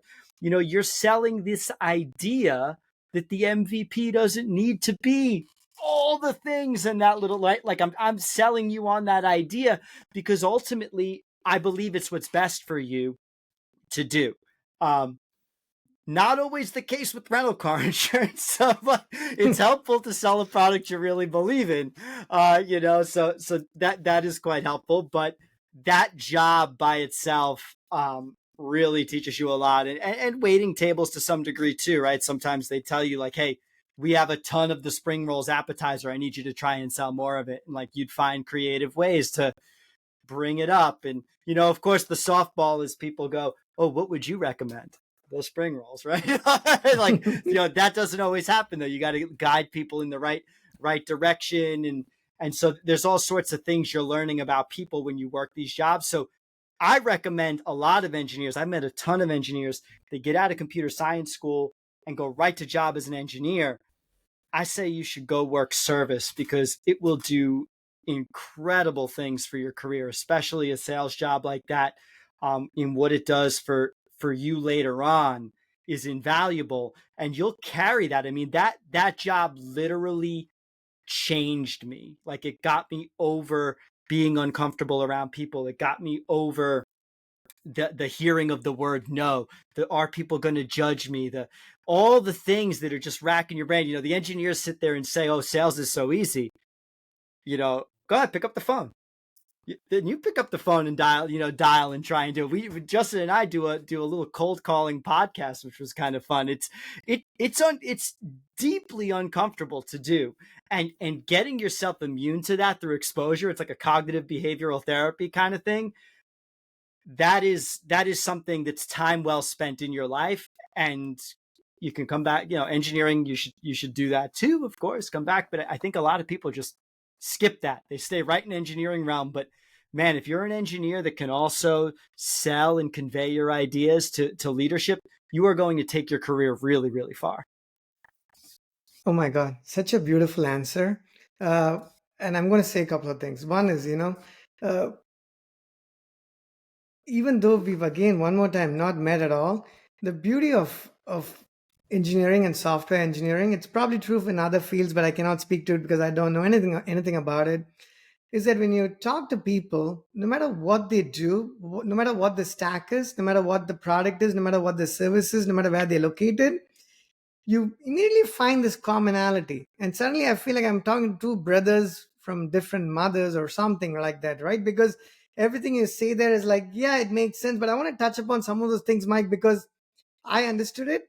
But some of the audience, while the majority of the audience is located in the US, there are people who actually watch this from different parts of the world. So some of your examples are outright hilarious, but they may not get the essence of it. So I want to add some, context to it before I go to the question I had for Justin. So a couple of very, very important points. One is you mentioned service and the importance of service and that experience. I'll come to it a bit later. I'm going to speak to it as somebody who moved to the US when I was like 20, right? We're very just out of college, essentially, right? So I've lived here most of my life. The first dollar I made was here as well, right? I just studied in India. I didn't make any money. So everything I've learned in my real young adult life and thereon in has been here. But again, the folks watching it, I know they're in Asia, Southeast Asia, and India as well. So Mike mentioned service. Let me start there. I was going to talk about that later, but let me start there. You talked about waiting tables, understanding that somebody's ordering food. That's something, it's very personal to me because when I came here, I had to pick up a job and I went to school one more time. I don't know why I was in college for like 200 years, but that's a different story. All the learning came after I graduated, not while I was in college. I had to pick up a job at the Hilton and I had to be a waitress, right? So I had a Lebanese friend of mine, was Lebanese American, very wealthy. She was waiting and she said, Krish, I'll get you a job. Why don't you come and join me, right? You need a job as well. Now, she didn't need the money, but I needed the money, right? Just to give context. And I'm like, I had a friend of mine who was from Mexico. He took me, I didn't have a car. He took me to Target. We bought some, white shirt and black pants. And then I was all ready to go wait tables at the Hilton, at the Eric's restaurant, if I remember correctly. I had the interview. I had to start my job at 6:00. The first night, I couldn't do it. I just couldn't do it. And I want to share that personal story. It's because we were raised, and it might have changed today. I'm not sure. They say time stops once you migrate, but I know some things haven't necessarily changed. Like back in India, people do that as a full-time job, right? It's not like a part-time job. Somebody is actually doing that all their life, literally, right? That's all they do. So we grew up going to restaurants, eating there, but never ever thinking that that's a job you would do. So when I came here and my friend called me to do it, I'm like, okay, sure, I can do it. But then after I bought the clothes and everything, and I was going to go there was this mental block. I could not just bring myself to go into the restaurant because I'm like, I was in college, I studied, I didn't know this. And for what it's worth, it was week 1 of being here in the country. I didn't understand the culture. I didn't understand how the system worked. I came to the US thinking everybody was 6 foot and 7 inches tall, just like the WWF that we used to watch back in India. When I saw people who look my height and weight, I'm like, are you sure you're American? Because I'm not so sure, because you're not supposed to look like this, right? So I give this big backstory because I ended up not taking up the job, and I only have regrets. Like a nurse who said that when she asked all the older people on the deathbeds what they regretted, nobody said they regretted doing something. Almost everyone said they regretted not doing something. So I have to say that blowing up on that waiting opportunity for me in that first semester, I definitely do regret it because I couldn't bring myself to do it. And I say it's important, and I was going to, what do you say that is so important? Because if I had done that, I would have probably learned sales the way I should have learned sales, not by sitting in a classroom and doing 45 credits of sales courses, which sure you can get great grades, but they taught me absolutely nothing of great any value that I could take to the table. But if I had waited those tables, I would have had people not be happy with my service. I would have had people ask me questions about the menu, which I would have not known as a vegetarian person who had only eaten Indian food for the most part. I couldn't tell, I wouldn't even know what a steak was at the time, for instance, right? So I blew that opportunity. So I just want to, in a long winded fashion, reiterate that what Mike says there about service is absolutely important. And the next thing I want to clarify, just for people who don't know about this insurance, Mike, is it's really, really funny, right? It's really funny, but I want to just tell people like, hey, when you rent a car in the US, you go to the rental car center and you can choose to buy insurance. Now, again, if you have a car, most likely your insurance might carry over. I think so. But I was sold that of Almost all the times, always. always, right? So you got But to of sell on all, top of that. of all the times, Mike, I've always refused it. But when I came here for the first time to DC, before I moved here, I was, I think, in Tyson's Corner somewhere, or maybe in the Dallas airport. I was going to refuse the insurance, but the person did a phenomenal job. They told me that, sir, have you ever been to DC before? I was like, not really. Do you know what the crime rate is in DC? Have you compared it to the crime rates in the rest of the country? I'm like, no, man, I'm going to be here for 4 days. What do I care about how the crime is in DC? He's like, no, you have to because you're going to park your car in DC. He made such a compelling case that I thought that the moment I parked my car in DC, it was going to disappear, right? That it was going to completely disappear. And I had car insurance through my own, I had my own vehicle back in Ohio, but I still bought the insurance. When you mentioned it to me just now, I couldn't help, laughing within myself because how good a salesperson should that person have been to have done this job of convincing somebody, they sized me up. I said no, and three times later, in terms of persuasiveness, they made me purchase that insurance, right? So I don't know, you were going to add something there, Mike? Yeah. Well, the classic one that I've heard when I was in Colorado that people used to use, including myself, is, "Oh, we have the highest number of uninsured drivers in America." I've later rented cars in Florida. The salespeople there also claim to have the highest number of uninsured drivers. I have since learned that selling on fear like that is actually the worst way to do this. And I actually couldn't understand this when I was young. I think largely because I was so broke that I could not picture people spending, you know, $14 a day at the time was the damage waiver. It seemed crazy to me that somebody would, you'd look at the price ad and inside my head, I was like, oh my God, I'm going to try and sell them $150 worth of this insurance when they already have their own insurance. And so you'd think you have to fear them into it because that's the only way that would get you, a broke person, to pry $150 out of your pocket for something that's likely not going to happen. Colorado was also famous for hail damage. You'd go up into the mountains and it would hail out of nowhere and it would destroy the car, and you'd basically be on the hook for you'd be on the hook for your deductible. I think the thing that I later learned, and as now, is there are tons of people who actually would prefer, myself included, to buy the insurance out of the convenience of like, the $15 a day isn't too much money for me. I actually just want to buy that insurance because I don't want to have to give you $500 for my deductible, go through the rigmarole with Geico. I like the benefit of I get to hand the car back to you and I'm out of here. And I once had someone bring a car back from Wyoming. They went hunting and the thing was absolutely destroyed. It looked like the windshield was broken. They must have put like antelope in the back because there was like blood stains in the back. It was like a group of guys that went hunting. It was crazy. And they got out, like happy as could be. We got the damage waiver. It's on you. And they were 100% right. And it sort of in that moment clicked for me. Oh, there's a contingent of people that actually just appreciate not having to worry about a thing. And so that's a positive benefit.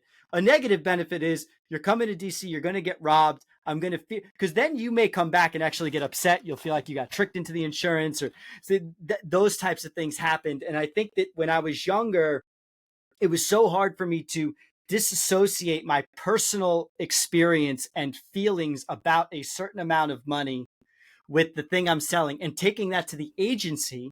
Sometimes you sit there and you almost go, "Ooh, I feel like I'm charging them a lot of money. Like the software that's a big price. Like how could I, how could my skills be worth that much money?" It doesn't feel like it took that much effort to acquire it because, you're doing it for 15 years and you love it. So it's not like an effort, but in reality for them, they need that. They're like, no, this is actually inexpensive for the thing I'm trying to get out of it. I need you as the trusted advisor. So learning that disassociation, I think in retrospect, sometimes I'm like, I wish I could get back on that lot again and try again. Because I think I do a lot better now with with the knowledge of like, and not having that crutch in my head of like, oh my God, like I can't ask for that amount. Or like, one of the other things you do is like bundling the insurance to try and get bigger numbers. Some people were so good at that. And now I realize they were good at that because they were great at just disassociating what was a lot of money to them and then focusing on positive aspects of having this insurance as opposed to trying to scare them into it with like crime rates and uninsured drivers and stuff. Absolutely. Makes a lot of sense. Let me go to Justin with the questions I had for what Justin you had said earlier. Some of them are going to be, I think, difficult questions, at least in my mind, because I know exactly what you mean, but I would love to hear, your take on it. One of the things you mentioned was that sales was not a learnable skill and it's a personality. Now, what if I don't have that skill? What if I don't have that innate ability to sell because of n number of reasons? One is, you alluded to it and Mike said many times as well, getting over the discomfort. And I will say that, we want to get a survey done for the next thing that we are building, and we're going to pay $20 for that survey, and we've needed some college students to answer some questions. We were in DC near the George Washington University. We walk around there all the time, my wife and I. We had to just ask a couple of students if they would be willing to take that survey. We walked around there for about 4 hours because I could not bring myself to ask that question to one person in the 4 hours. I would be like, can I ask this person? Would they be offended? Is that the right thing? Are there enough lights here? Do they feel safe? I want to make sure I'm in a crowded space before I stop them. After all of these 4 hours, I was like, Krish, you really, really need to do this better, right? So this is a real life example of what transpired last weekend. So the discomfort of being persuasive, forget persuasiveness, right? I didn't even ask them one time, let alone the 2 times or the 3 times. And there's a number of other reasons.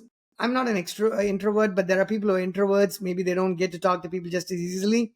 So a lot of these skills, I agree that you need to have them, but not all of us are blessed to having the skills we need. Sometimes you're not a developer, but you're going to have to fix that bug because you're a small company, the dev is not here. You need to do that selling. So when you say it's a personality, while I do agree and I don't disagree at all, how can we overcome that? Is it possible? I think it's of course possible. And let's break it down just a little bit, right? So I think sales is, of course, inherent. I think some people are just born with a certain finesse, like a je ne sais quoi that they just possess. And that just comes easier for them. But it doesn't come without coaching, failure, learning. Like, it is my pursuit to learn from other great salesmen. I think like Mike and I reference Never Split the Difference, the Chris Voss book. Like, I recommend that to anybody that is struggling with negotiating anything out of anyone. It could be negotiating with your wife to go on a dinner date. I think there is a learnable aspect to sales, but there is also, is this going to be my craft? And there's a difference between that. Lots of people get into a sales experience because they have to. Like, somebody's got to go work a retail job. Maybe they're working at like a Starbucks or something like that. And there's a component of sales there. And you can get sales training. and you can get coaching from a manager, and you can collect feedback and be adaptable and do all of those wonderful things. But some people are just not cut out to be a career salesman. And there are all sorts of different types of salesmen, all sorts of different arenas and industries and levels of experience and all sorts of things like that. You can read about it in books. You can go take it in courses. You can go door knocking and do whatever you'd like to do and try all that out. The first dollar I made, I think it was 9. That's the first dollar I ever made. And I went to my neighbor during a snowstorm. I knocked on their door and asked if I could shovel their driveway with my friend Chris. And it clicked for me. You go with a little personality, a little apprehension. You go with a little bit of a story. You go with your hand out. You go with an opportunity to better somebody's experience. And all of a sudden, the conversation of cash is almost irrelevant. It's about solutions. You're stuck in your house. There's a snowstorm. I'm the guy that's going to dig you out. Are you willing to pay for it? The amount of money is then a negotiation. Nobody taught me how to do that. It's not, my parents didn't like walk me over to the house, peering over my shoulder. Like, me and my friend on a snow day were bored, and he was the labor. He was the guy with the snowblower, and I was the guy with the guts. And I went and knocked on the door, and I just asked for the order. I didn't know what I was doing. I had no sales training, but for some reason that just came natural to me. That might not be the scenario for everybody. And fast forward, I've worked for lots of SaaS organizations. I've worked in positions where I span the retention team and the acquisition team. And that's a very interesting position to play in because you see incoming new and outgoing old. And there's got to be somewhere in the middle that can span those scenarios. Sales organizations hemorrhage talent. They go through talent like at a pace and a rate that feels like burning cash from Mike's flow and wine scenario from VCs back in 2023. Truly. And they just go through talent till they find a diamond. And then they nurture that diamond. They make it impossible for that individual to leave. They make it impossible for you to grow. They're like, you were selling at such a dynamite rate. I can't lose you from this role. You're going to be marginalized and stay right here. So that should tell us something. Not everybody is made for that type of sale. You might be great at some type of a sale, but you might not be great at going into a very crowded, you were talking, going to a very crowded street and trying to, ask for anybody. For me, that scenario would be the best possible scenario. I'd get you 1,000 signatures in 3 hours because I have no problem. Think about going in, like, you go to a bar. Most people are very cautious, maybe introverted about going up to a pretty girl. Not me. Mike can tell you, not me, because I just don't think that way. I don't think the same. I never did. So I do think that a piece of it is learnable. I can teach a guy how to go up to a girl, ask the right question, be awkward, and you'll get through the scenario. But sometimes this is just a formula that you're born with. I could go and learn how to code. I'll never be like Mike. Like, there's just no way. It just doesn't. I don't see it in my head. I don't think this way. I don't retain the information this way. I could go and execute and build a component and do that, but could I build an end-to-end piece of software even if I spent the next 10 years trying to do it? It's just not me, man. Like, that's just not my personality. But I learned how to sell anything to anyone in any arena on any day of the week, and that is my core competency. And that wasn't really learnable. It was coached and nurtured and given the opportunity to express that talent. Lovely. I was going to follow up with Justin, but Mike, you were going to say something? Yeah, I think he pointed it out really well. Is I don't think it's that it's not learnable, so to speak, but like it would be torturous for Justin to spend 10 years trying to build software because he just doesn't enjoy that. And for me, that was like that 2 years at Enterprise. Like every day, I dragged myself out of bed. I didn't want to. There were days where I thought to myself, I don't want to talk to one more person. It was so draining. Versus when I started to code, I found myself awake all night building stuff. it didn't matter that all I got out of it was like one tiny little component of nothing at the end of the day. I was like losing time, you know. It was like it was just really, really wild, where I was like, wow, I could just lose myself in this process. And so that's really what triggered it for me. And I think that when we say you can't, I think that it's not that you can't. I think it's going to be incredibly hard for you to get good at something that it's just a drag for you to do, where you're like, oh my God, like for me, like I found that the act of like talking to people and going through that, it was so draining. And yes, there was like a cognitive behavioral therapy that numbed me to it. But my God, the drain emotionally on doing that every day, I couldn't picture myself doing that for 30 years, right? Like, or like the rest of you. And coding kind of clicks. So I always say, like, try to find that thing that you love, simply because the thing you love that people would pay for, where you kind of, that, what's that Japanese concept? Yeah, like the Venn diagram, right? Yeah, the Venn diagram. When you find that spot in the middle, nothing can stop you, because you'll do whatever it takes, because it's not work anymore for you. You know, Mike, I did a 30-minute solo podcast on that one diagram. I'll find a link to it. It's not Amazing. it was okay, but I'm just saying it's an important diagram that everybody should actually see.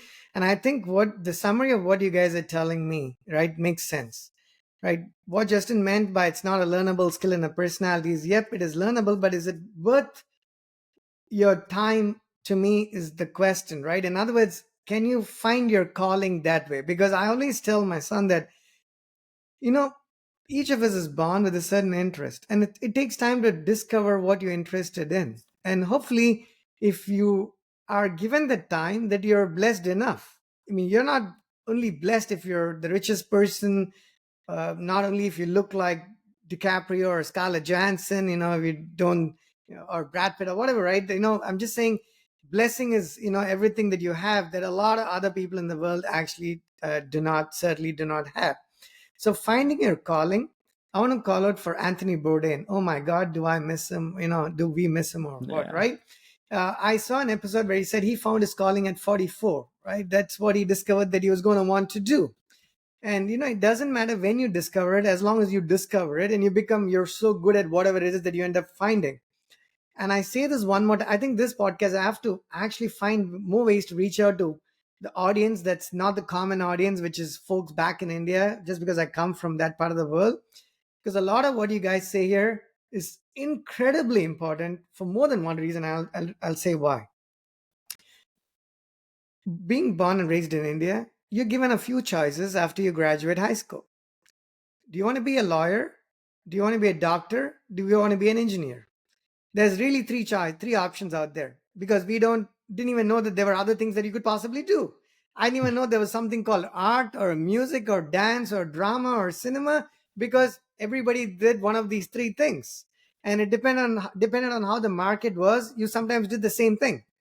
It's the joke that the last time I took a cab back in India, and I was talking to the guy who was driving me, he was doing it full time, the cab driver, really sharp guy. And I was like, what did you study? And he's like, oh, I did like mechanical engineering. And then he couldn't find work, and he's been a cab driver ever since.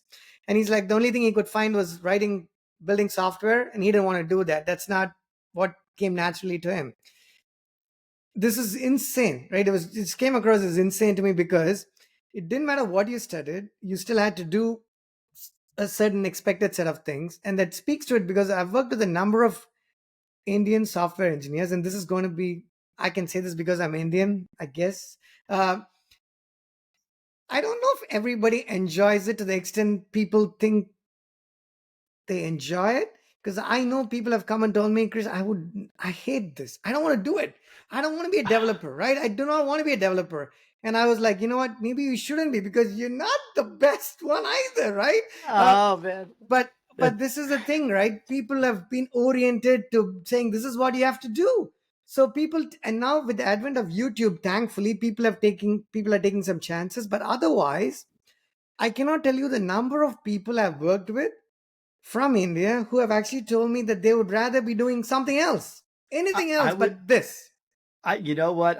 My neighbor is Indian, from India. We have a number of Indian friends, and it is funny that this idea of like trying to find what you love, it seems to have bypassed the entire Indian concept, because the families, my God, the immense family pressure to become one of these three things. And once you start down that path, you basically can't change. Is crazy. It's so foreign to Americans, and I'd love to follow that up too with like, I actually had a bit of the opposite belief when I started started building software. I actually disliked it. I was always like, this is just, I wanted to be a writer. I was always more of a liberal arts person. I wasn't a math person in school. What surprised me about software was how not math like it was like. And then it further surprised me by getting me to enjoy math for the first time in my life and wishing, oh my God, I wish I had taken math more. Like, I wish I had tried to enjoy it more, but it just wasn't taught that way. And I think for some people, there's like a learning curve where I think like playing a musical instrument is the best example I can give, where it's actually not that fun playing Twinkle Twinkle Little Star or some little song. What's really fun is when you can really, rip on the guitar, so to speak, when you can play. And I think that there's a point in software engineering where you hit where you don't have to keep going to Stack Overflow, or nowadays you're not on ChatGPT, where you're just writing the code because you know what you want to write. That point is where the magic starts to happen. If you're past that point and you don't like it, though, I would argue you've given it the good shot. But I will corroborate from my friends and my neighbors from India that there is an immense family pressure to do one of these three jobs, and they seem to just headstrong into it. Doesn't matter if they like it or not. Absolutely right. And to add to what Justin said earlier about, being that person who can sell, who's able to ask that girl on a date or go up to somebody at a bar or a neighbor to be able to shovel, snow. I think it's so important, Justin, what you said there, because I have a friend from years ago. He lives back in India. One of the most brilliant people I've ever had the privilege of knowing, like super smart person. And when I took my GRE to come, to further study in the US, he had told me at the time that I should not prepare at all and take a diagnostic test. Nobody did that at the time. People didn't even know. He said, read nothing about a GRE. Don't even understand what they might be asking you. Go take a practice test and see where you stand, because the standard deviation between what you score without any preparation and 3 months of slogging doing 100 practice tests is going to be about 150 to 200 points. And that is so true. If you take a diag and you fall somewhere, you could work 20 hours a day, right? Or I don't know, 15 hours a day for like 10 months. There is a boundary. You're going to hit a wall. That's your mental wall. That I don't want to call it an intellectual wall, because you cannot judge a camel by how it climbs a tree, or an elephant by how it climbs a tree, right? Everyone's got that skill, and while you can get better at something else, you would rather do what comes naturally to you, because as Henry Thoreau said, I think the price of anything is the amount of life you exchange for it. So the time you're going to spend doing what you don't enjoy doing is not going to be worth it down the road. And I want to somehow find a way for people in India to watch this out of kind of weirdly selfish reasons, because when folks in India, at least when I came here, thought of America, we thought of Hollywood, right? We thought of beautiful cinema. We thought of wonderful infrastructure. I don't know. We thought of, a lot of these things that, companies, the Bay Area, right? Technology companies. Thought of New York City, lovely buildings and all the cool stuff, the Broadway. But if I have to summarize it, as I learned living here, that is America, of course. Things that we are super proud of. But to me, America is the simple people that you interact with on a daily basis, who do so much more than people you would have seen do back in your home countries. At least it was true for me. I didn't know that people who owned a home would know carpentry work, or knew how to fix a door, or knew how to do these tiny things, or do it yourself, because for everything we hired people. So we were told, you know what? All that you have to do is pick up the book, study, get your grades. That's all you needed to do. And I'm like, oh my God, was that the worst piece of advice that I was ever given, or what? Right? And not just me. Hundreds of millions of people are given the exact same advice. When I came here, I realized people are waiting tables. People are doing part-time jobs. People are doing multiple jobs. People are not inheriting tons of money from their parents.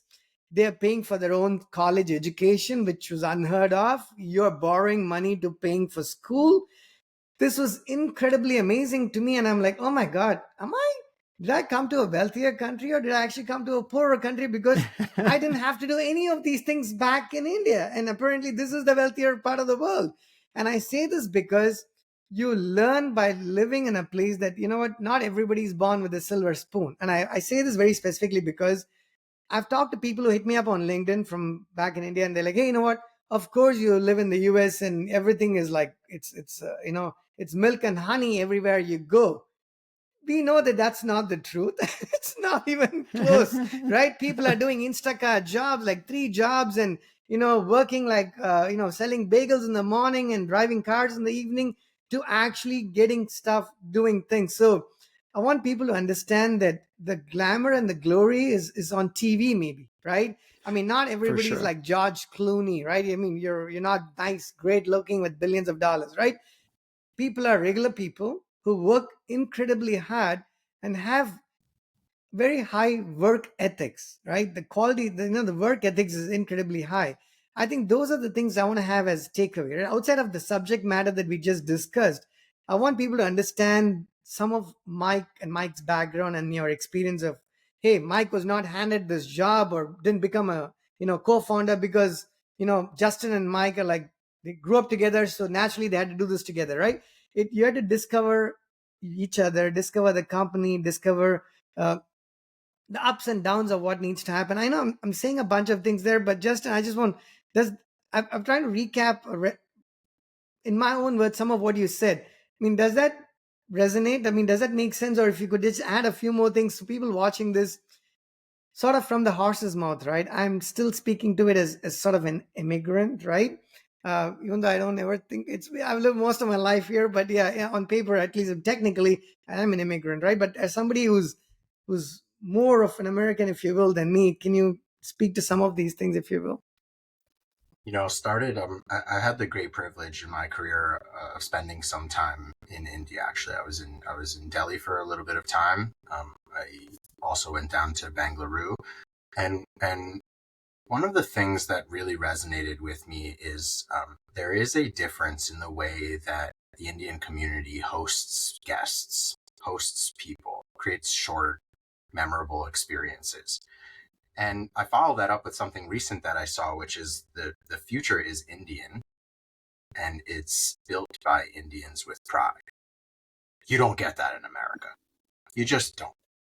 And I think like that's a really interesting, there's going to be a really interesting next generation of creative thinkers for India. And it's not so far off from what they can see through social media here in the United States. I think in the United States, we've almost become complacent. I speak to young people all the time right now. There are too many options, so it's paralysis. In India, there are only so many options. That's going to change. I think people are starting to see like it is possible to burn midnight oil and do something that like creatively motivates you. You may have to go to work and you may have to take a job that like your parents want, but the computer connects to the internet and you can do anything that you want to do in this world. And that is new. Like that is relatively new to the Indian culture. We take it for granted as Americans. I grew up with the world's your oyster, which is almost like, what the hell am I going to do with my life? I went to school pre-med to try and become a doctor. I couldn't do the math. I had no problem in the science side, but I couldn't do the math. I just didn't relate to it. It didn't work out for me. I changed my major 3 or 4 times. Went on Justin's college tour. It took me 6 years to graduate from college. I came out of school. I didn't know what to do. My dad needed me to get a job, and it was in sales. Like all roads for me always led back to sales. I just had to embrace it at some point. That feels like a luxury. But at the end of the day, I almost wish that somebody would have told me what to do. So I wrap this up by saying, I think the way it's been is not the way that it will always be. I've been to India. I see the passion. I see the hunger. I see that there are creative young people that are working for the largest organizations in the world.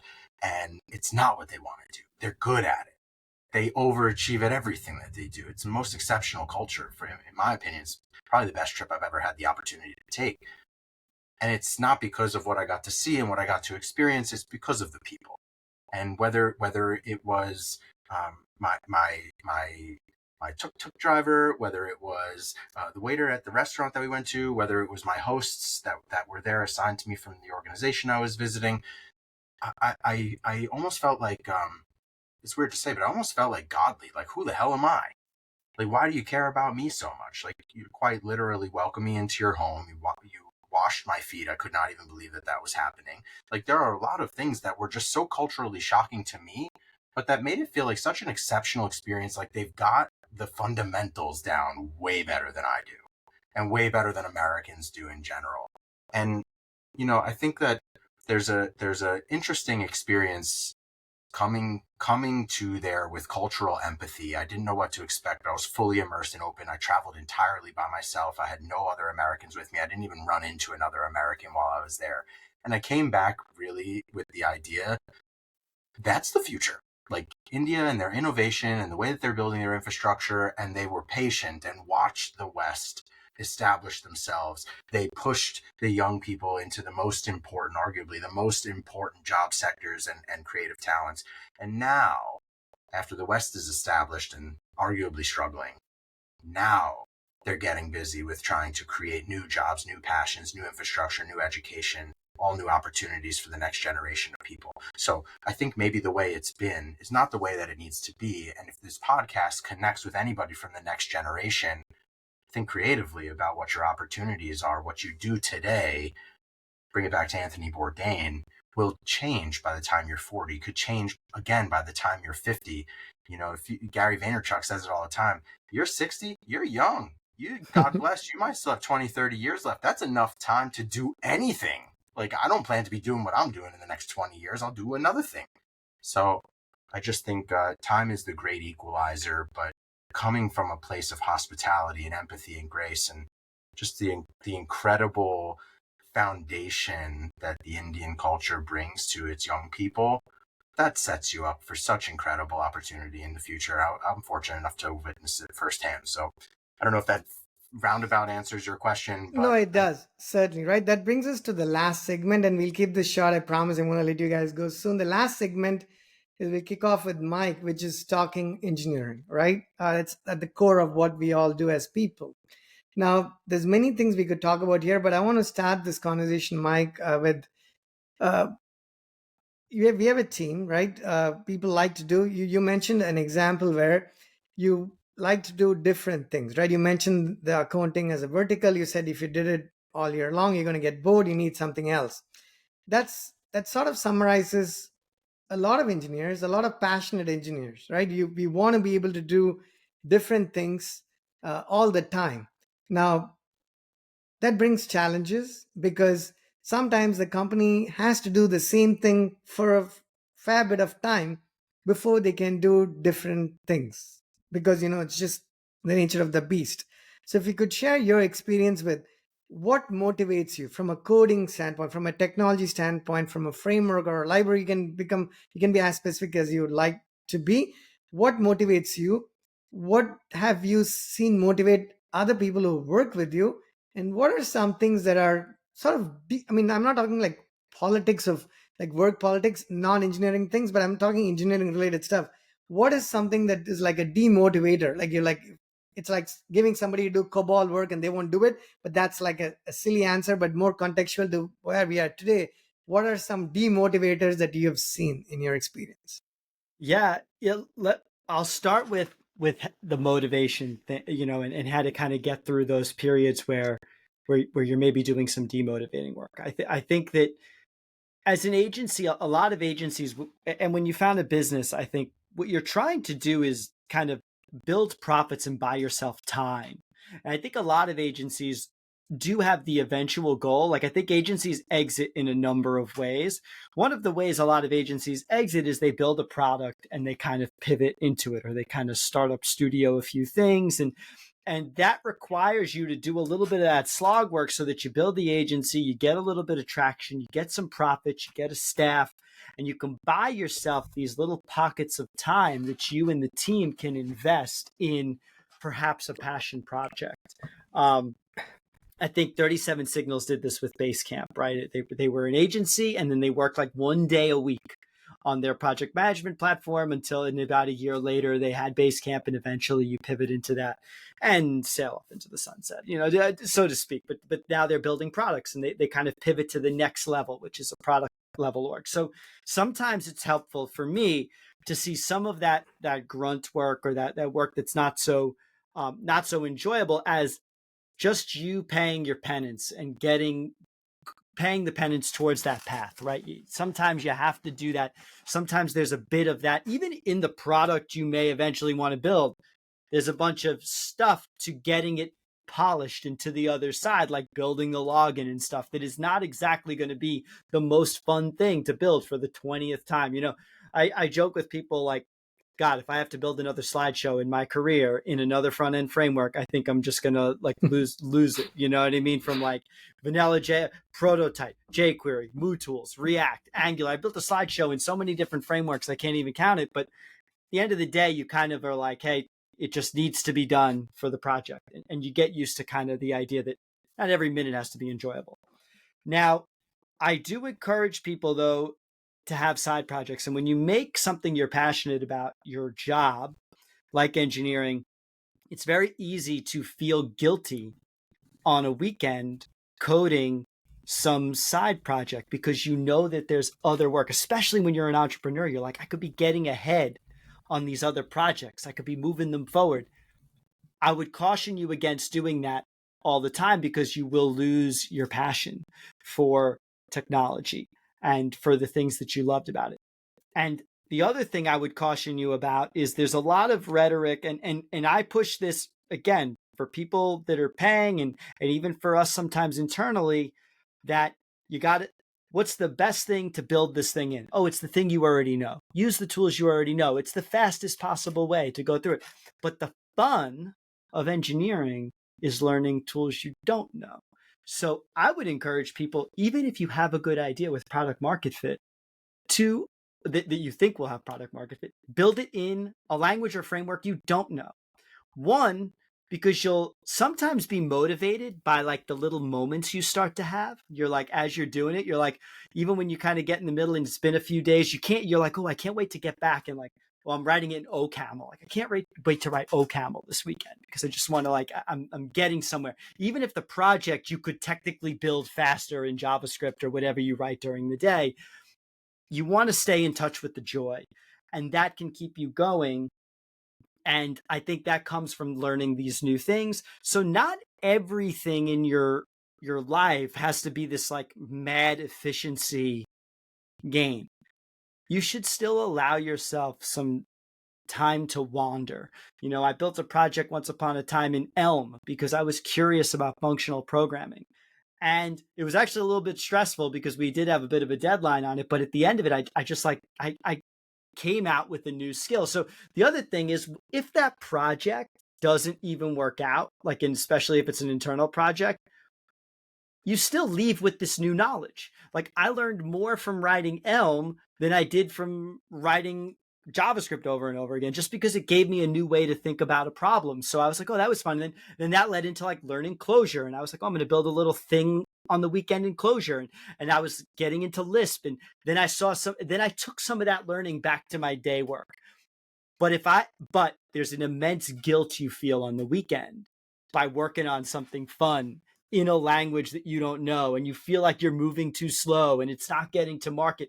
So I think you need to really give yourself permission to not be efficient sometimes, and really focus on mastery. And I think some of the things that Justin was saying about like being lost in America, I think there is a general like decline in the pursuit of mastery, especially in the pursuit of mastering multiple things. Like I read this article about like management killing the idea of like the polymath, or like the Renaissance man, so to speak, the person that was good at many things. And we sort of have this idea that like, if I'm good at this thing, I can't be good at this thing.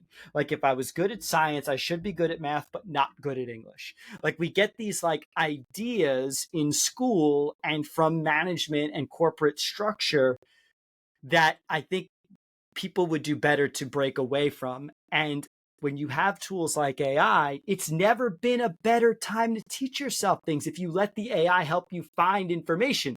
If you're asking it to do things for you, you move further away from mastery. And I think DHH said this at the Rails World, not at Rails World, but on another podcast. He's like, are you just going to have the training wheels on forever?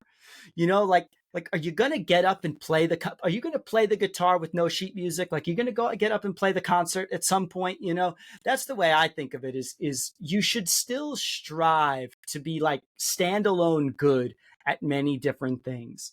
And I grew up in a house where my dad did all the work, all his own work. He did his own landscaping, did his own sheetrock, insulation, electric, and when it came time to replace a window, I replaced a window. The other day, I had a nail in my tire, and I taught my kids how to plug the tire in the driveway. They're 6 and 4 because I try to push them to like, this is not rocket science. You don't need to go to the mechanic to do this. Like, I keep plugs in the garage. You can do this yourself. Like and I think that people would be better to feel that way about computers too. Just don't use these new tools to teach you things, but don't always reach for them. Still be in pursuit of mastery. And I think you will find more passion in the pursuit of mastery and the pursuit of joy. It's not all about saving time, saving money all the time. Sometimes just through pure, unadulterated joy, you will arrive at the riches that you seek. So that's kind of my spiel on why you should, how to kind of stay motivated by ironically not focusing on efficiency. When I go to the social outings, which we don't do much of, our urge has died down as as we spend more time in the company. Even in the occasional outings we go to, I quote unquote meet people who have on paper a lot of similarities with me, right? At least on paper. Yet when I have a conversation, 2 minutes into it, I cannot see eye to eye with anything that's being discussed, talked about, or even if I did understand that, I tend to usually find, I try to agree, but I have it's very hard for me to agree. It's just I find myself disagreeing in a social setting. In these podcasts, one of the things I've learned is the beauty of doing this. I find that every time people say something, I'm like, oh my God, why is this making so much sense? Why am I struggling to disagree that every time I have to play a devil's advocate intentionally so to actually try and disagree, but it doesn't come organically? And I say this genuinely, Mike, because,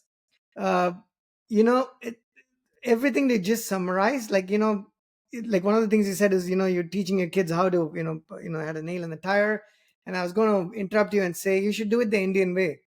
Hire somebody to fix that problem and have your children spend the time preparing for the spelling bee competition, because apparently that's what's important, right? Being whole, well-rounded is not what seems to have been taught, at least if I have to take my example, right?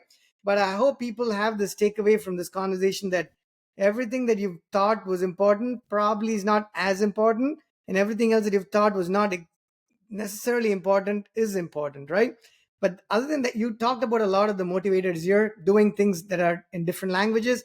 I've done the exact same thing. So I could again agree and tell people that if you're solving a problem, if you're not building a phenomenally cool feature, even if you're building the exact same thing, if you did that on a different language, it suddenly becomes more interesting just because you have not done that in that language, right? They're just a poor developer's way of trying to keep yourself excited if you're not able to do it. And if you work in an organization that gives you that freedom and liberty to making those choices, forget what they're paying you, forget everything else.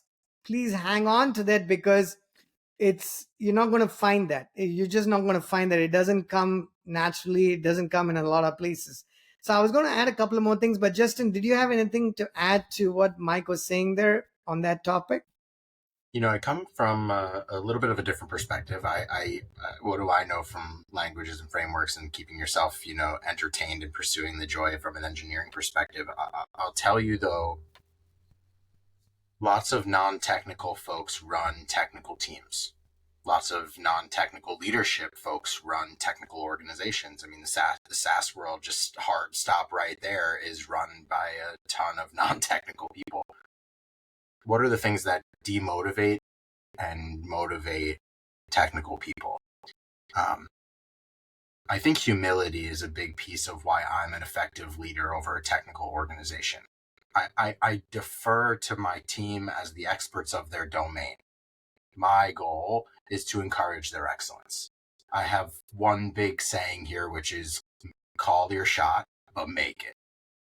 So I'm not an engineer. You could bullshit me all day long. I have no idea whether you're giving me a runaround or what you're telling me, yada, yada. But I want the pursuit of mastery. And you are safe here to explore, however long it takes, whatever you want to do creatively, however you want to solve this problem. There are endless ways to skin a cat, especially as an engineer with freedom to solve it creatively. My ability to be an effective manager is to give my team the freedom and the support to make independent decisions, but the security to fail. Failing is, we learn more from failing than we do from succeeding. And I think that what I see from running a technical team is that unwavering support of their ideas, of their ambitions, of reading a room really well. Like if somebody comes to me and they are just like foaming at the mouth, excited about a solution, and I'm aware that that probably is not the best path. Usually it's in feature land, talking about MVPs, like we're going to put that on the back burner, in the backlog, something like. The way you treat people and keep them motivated to working in the experience has a lot to do with their maintenance of joy and their maintenance of their focus and their willingness to continue to come back to work. We are very fortunate to staff very highly talented people. They could work anywhere, and they have. Why do they come here?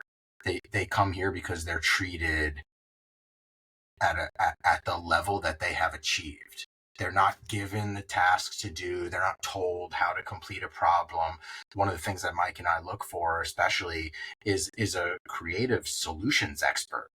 Even if you can't solve it yourself, if you can break down a problem and help convey that to the rest of the team, and maybe there's a better individual on the team or a more experienced person in that domain, that is so valuable because we work as a collective. So I think things that demotivate, especially technical individuals, are when non-technical folks pretend. I think when a technical individual that's lost the empathy, you see lots of, not talking about anybody specific, but I see a lot of VPs of engineering, a lot of CTOs that are years off the keyboard, years. They have no side projects. They have not built anything in 20 plus years, but they run an organization. You just lose a piece of, maybe it's respect from the team. Maybe it's a sense of pride. Like I want to work as an engineer. I would want to work for a mentor, somebody that can like roll up their sleeves and teach me something if they had to. I think there's a big formula to that, but there are a lot more ways to demotivate a person than there are to motivate a person. And I think being a empathetic, listening leader and trying to create an individualized experience while moving the whole machine forward is a very important piece of the puzzle for keeping engineers in their seat, working on your projects, and continuing to stay motivated. Brilliant, right? We are going to wrap up in 15 minutes. I promise you. I'm just going to rush through some of these. I could keep going because this is not just informative to me, right? I'm not reacting to it because I'm trying to pretend to be mellowed down, but I'm pretty stoked on the inside as far as this conversation is concerned. It's almost like watching Django Unchained like 10, 15 times or 50 times that I've watched. Every single time it's just as exciting as the time before, for instance. But let me, you said some super important things there. I was going to go to Mike, but let me ask you this, Justin. You said the demotivators, you said brilliantly, is, if you have to lead by example, in other words, right? And I've seen this personally. Even having done like 15 different things in the company, in our own company, I don't know why this Apple Center stage is freaking out. I don't want to turn it off now. So I've seen that every single time, if I don't contribute to that piece, be it sales, be it marketing, be it documentation, be it development, be it architecture, be it testing, be it deployment, I don't know, you name it. There is still like, okay, maybe can Krish do it because there's somebody new in the team. There's somebody new who's joined us. Maybe he can do all the talking, but maybe when it comes time to walk the walk, maybe he can't do it. Even if it's not a question of hierarchy, and I say this because, luckily we live in a part of the world where hierarchy does not reign supreme, but there are parts of the world where that literally is all that makes the difference in a meeting. America is not one of those countries, at least not most of the time. So it's not a problem we might have, but I think other people might relate to that problem. But even outside of hierarchy, I've seen once people respect you and what you do, they are willing to do it. They're willing to kind of negotiate with you, right? That's maybe part of sales, maybe, right? Because if Mike tells me to do something, Krish, can you get this done in a couple of days? If I think that Mike has never done that before, and if he tells me to do it in 2 days, I'll be like, this is insane. Doesn't make any sense. Mike doesn't understand. He's just going to, ask me to do stuff that it's not giving me enough time.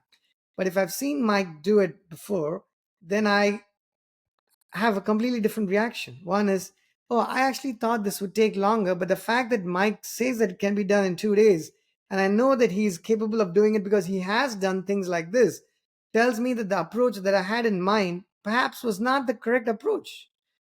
From an engineering standpoint, from a design standpoint, from an architecture standpoint, from a framework standpoint. And now I'm like, maybe I should do it differently, right? That there is a learning that comes out of that.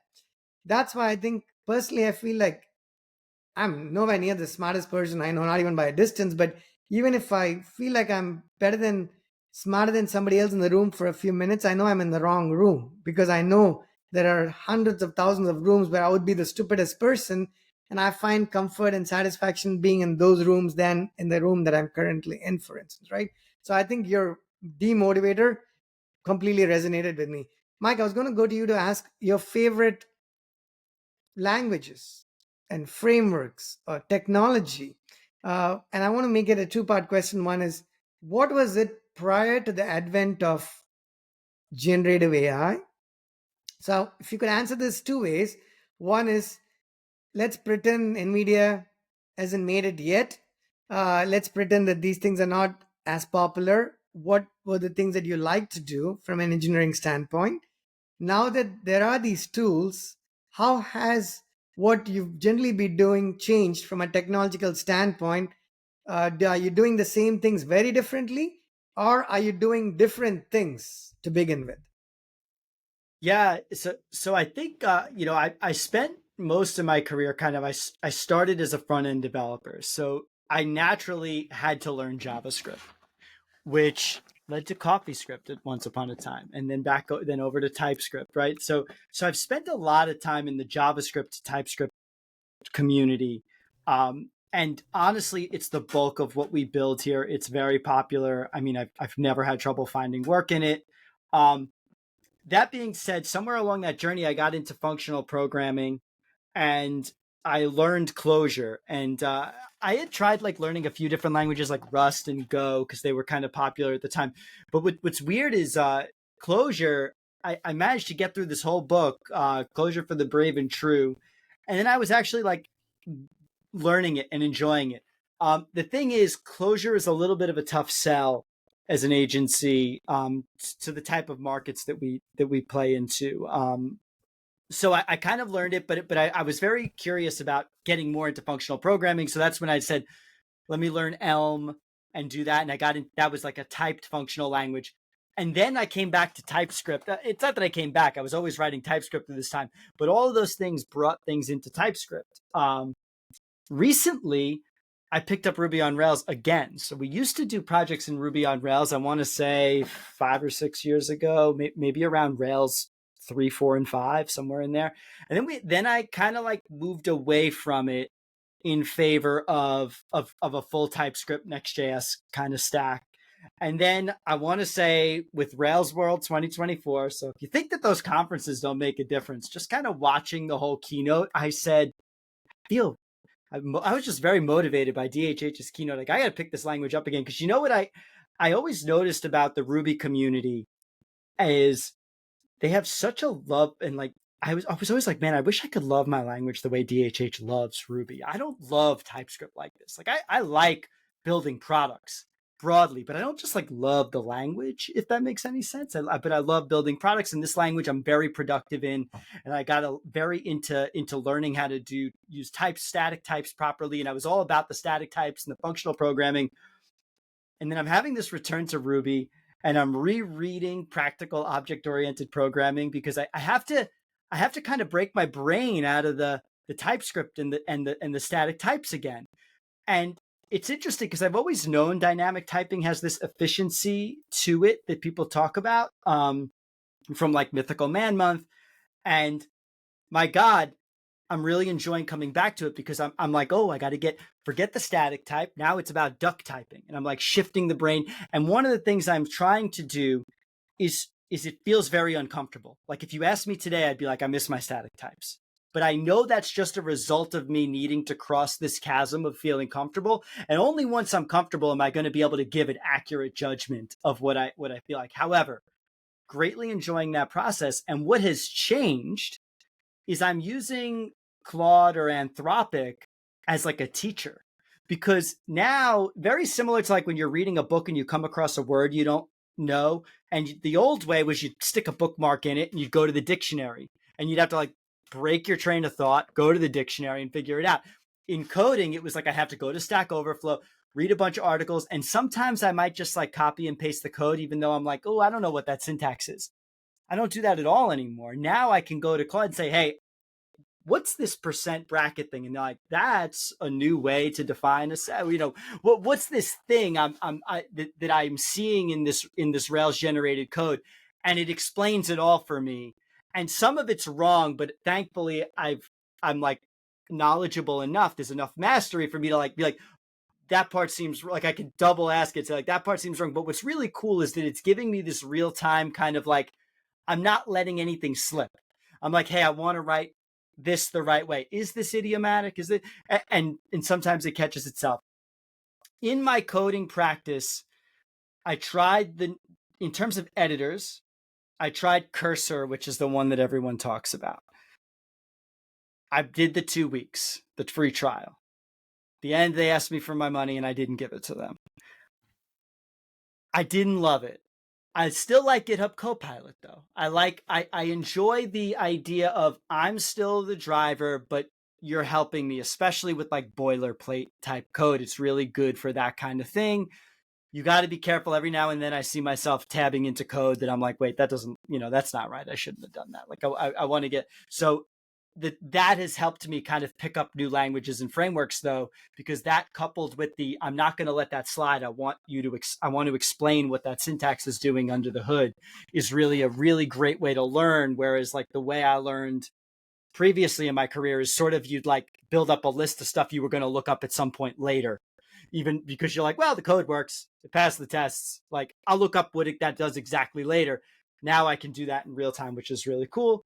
But I didn't love the whole, I'm going to write this big prompt and let Cursor just go to town, because that turned me into a code reviewer and not a code writer. And code is harder to read than it is to write, I think. And I just wasn't enjoying that. Workflow just was terrible. And if I let it go too far and I wanted it to undo, like I was like, no, you've gone the wrong way, I'd be like, it just couldn't undo it. And I'd have to like check out the whole thing. And any problems that I was getting efficiency from it on, I'd usually step in one where I had to undo a bunch of stuff, and it just was kind of, it wasn't enjoyable. I enjoy writing code.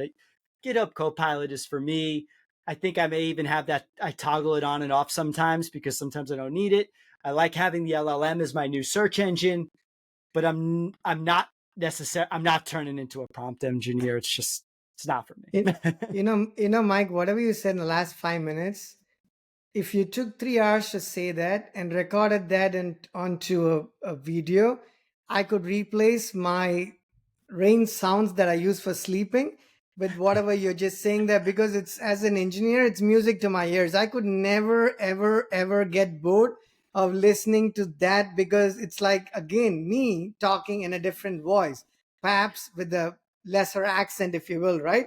Before I go to Justin to wrap this up, let me share my screen, because a couple of things that you just said, the languages, one more time. And I want you to believe that I'm not making this up. So I'm going to actually do a screen share here just for that reason. I'm going to share my entire screen. Do you guys see my desktop? Yeah. Okay, I'm going to share this screen, which is, you mentioned two of my most favorite languages. One is Ruby. Our product is built a bit on Rails as well, but we use a lot of non-Rails Ruby frameworks. We love Ruby as a language a little bit or a lot more than Rails as a framework. So, but we are very much in that space, right? And I just want to share this to somebody who's not a Ruby coder. If you like something like this, a single line that does something like this, I just pulled up one randomly. I guarantee it, because I wrote Java code for many years as well. I know Java has improved leaps and bounds over the years, but I still don't think you could write this in one line in Java. I don't think so, right? The beauty of Ruby is how concise it is. Now, somebody could look at this and say, oh my God, this is unreadable. I need like 17 lines of documentation. In that case, you're not a Ruby developer. I'm sorry, right? Yeah. Yeah. So I just want to share that this is a language we truly enjoy. And the second language you mentioned, Go, is very much part of our API code base. And here I just pulled up one of our repos, and of the many, many things I love about Go, their notion of interfaces is something remarkably different from what I've seen in almost any other language, right? The way you interact, and it's not the standard Java or the C# type of interfaces, right? So these are two languages that Mike mentioned, and I just want to share that screen to say that those are literally two of the languages that we adore and use to building a lot of the APIs that we've actually published. So spot on there, right? Spot on there. The one last thing I want to ask you before we go back to asking my last non-technical question to wrap this up, Mike, is post AI-ish. Like, what did you do? Are you trying to do the same type of things differently with all the tools and platforms that are available out there, the new way of solving the same problems? Or are you sort of sticking to how you've done in the past? Maybe for newer problems, you would go with this AI way of doing things. I just want to get your thoughts on that. Yeah, it's kind of an interesting. So I'll tell you that a lot of the problems, like let's just take authentication, like a lot of problems that are sort of solved many times over, AI doesn't even help with, right? Like if I want to use Next.js and Clerk for auth, integrating Clerk it's just simple. I sign up for the service, they got some documentation, I modify, I run like a command and it's done. The same thing for Rails, like authentication. There's those kind of problems that I'm like, I don't really need AI to help me build that. Like I'm just going to use kind of, and some of the existing solutions that we've used, whether it be in Ruby or TypeScript, it's not like that stuff gets old. It's pretty consistent. It works. AI, the trouble I have is AI helps with certain, like I was saying, like the boilerplate kind of stuff I love, where I can kind of give it a little bit, like especially if I'm doing something in React and Redux, is it like a big reducer or something, it'll start to recognize my pattern and kind of put that together for me. If I try and, what I've found is when I try and prompt, like let's say I'm going to prompt engineer an entire product, I find that product was probably not sufficiently difficult enough to build to have any kind of competitive advantage in the marketplace. So if somebody could prompt engineer your product, why am I going to pay for it? I could prompt engineer the same thing again. And again, it'll just keep getting, so we have a pretty large project that is in the accounting space where I was using Cursor.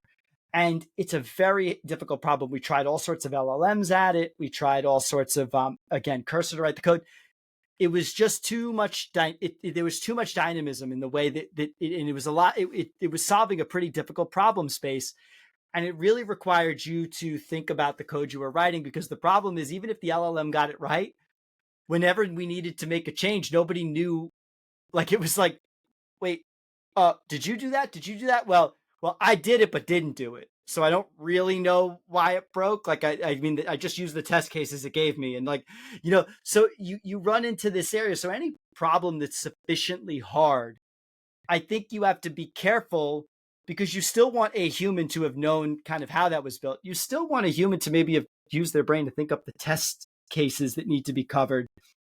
And again, if you could prompt engineer the whole product end to end, that probably isn't much of a product at all. Like, like I've had luck with things I've already laid out where it can kind of paint by numbers, but I haven't sat here and said, like I said, AI as a teaching tool, amazing. AI as a like almost like a faster typer is great.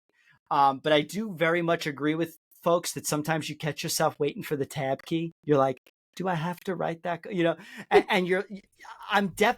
I'm almost at that point where I sometimes I have to just turn it off for a little while. And I'm at that point because I'm like, I don't know if this is helping me as much as I thought it was. I think I like having it as a tool in the toolkit. I don't necessarily always want to, I don't want to always have it on. Sometimes I want to just use my brain, think through the problem, really not have the answer to the test kind of thing, because sometimes too, you just get sort of influenced by it in a way. And you're like, wait a minute, I'm not going there. This isn't what I wanted to do. Like, it's like influencing your decision. Mike, it makes complete sense, because I want to just say that sometimes when you're waiting for that, when you hit tab and you're waiting for it to generate that code, there are times it is helpful and there are times it's not. And being able to tell the difference is not easy. That's the problem. The problem is you don't know when it's helpful and when it's not, because there are times when it's going to spit out the same type of stuff because it has decided that it has understood your design patterns and the way you're doing things and you're solving a problem. Like the other day when I was writing something with Go, it prompted 7 lines of code. And I'm like, great, I don't have to do anything. And I'm going to hit tab. And then I realized it was not even close to what I wanted. Right now, the problem is you wait for it to make a mistake and then you have to react to that mistake as opposed to you thinking in the first place. Now you're wondering, when am I supposed to stop thinking and when am I supposed to continue thinking? That's a constant question that kept popping up, right? So that I feel like people have to, if you're relying on these other tools, it's all right? It's like relying on a calculator because you don't want to do the math in your mind, which is perfectly fine. But when you're standing in Target and somebody did something wrong on the receipt, I've seen that if you can add 7 numbers quickly, it's a lot more convenient than if you have to pop your phone out of your pocket and then type it into the calculator. No matter how fast it is, it's not faster than you doing the math. What is 14% of whatever it is that you're paying at the restaurant, or 17% of something, right? So I think it's a great point that you mentioned. You want to use these tools to be productive, but there might come a time when the tool is actually not making you more productive. It's actually making you less productive. And if you cannot tell the difference between those two things, then, you have to wait a few years to become a slightly older engineer, maybe with grayer hair or something like that, right? Yeah. But well, it's interesting because, like, at least with like TypeScript, so sometimes the LLM just like gives you functions that don't even exist off those objects, right? At least with TypeScript, you kind of like, because of your type checker, you're kind of getting the LLM just produce nonsense, like this is with Ruby, it's kind of tricky because now coming back to Rails, there's so much meta programming that I go, absolutely. Is that a Ruby method? Is that a Rails method? It's got the concept of meta programming to it. So there's like additions to the language that with GitHub Copilot, I go, is that giving me valid Ruby code or did it just make exactly that right? And Mike, the problem also is, what if it gives you valid code that your team doesn't agree with? In other words, that is an approach that you don't agree with as a team.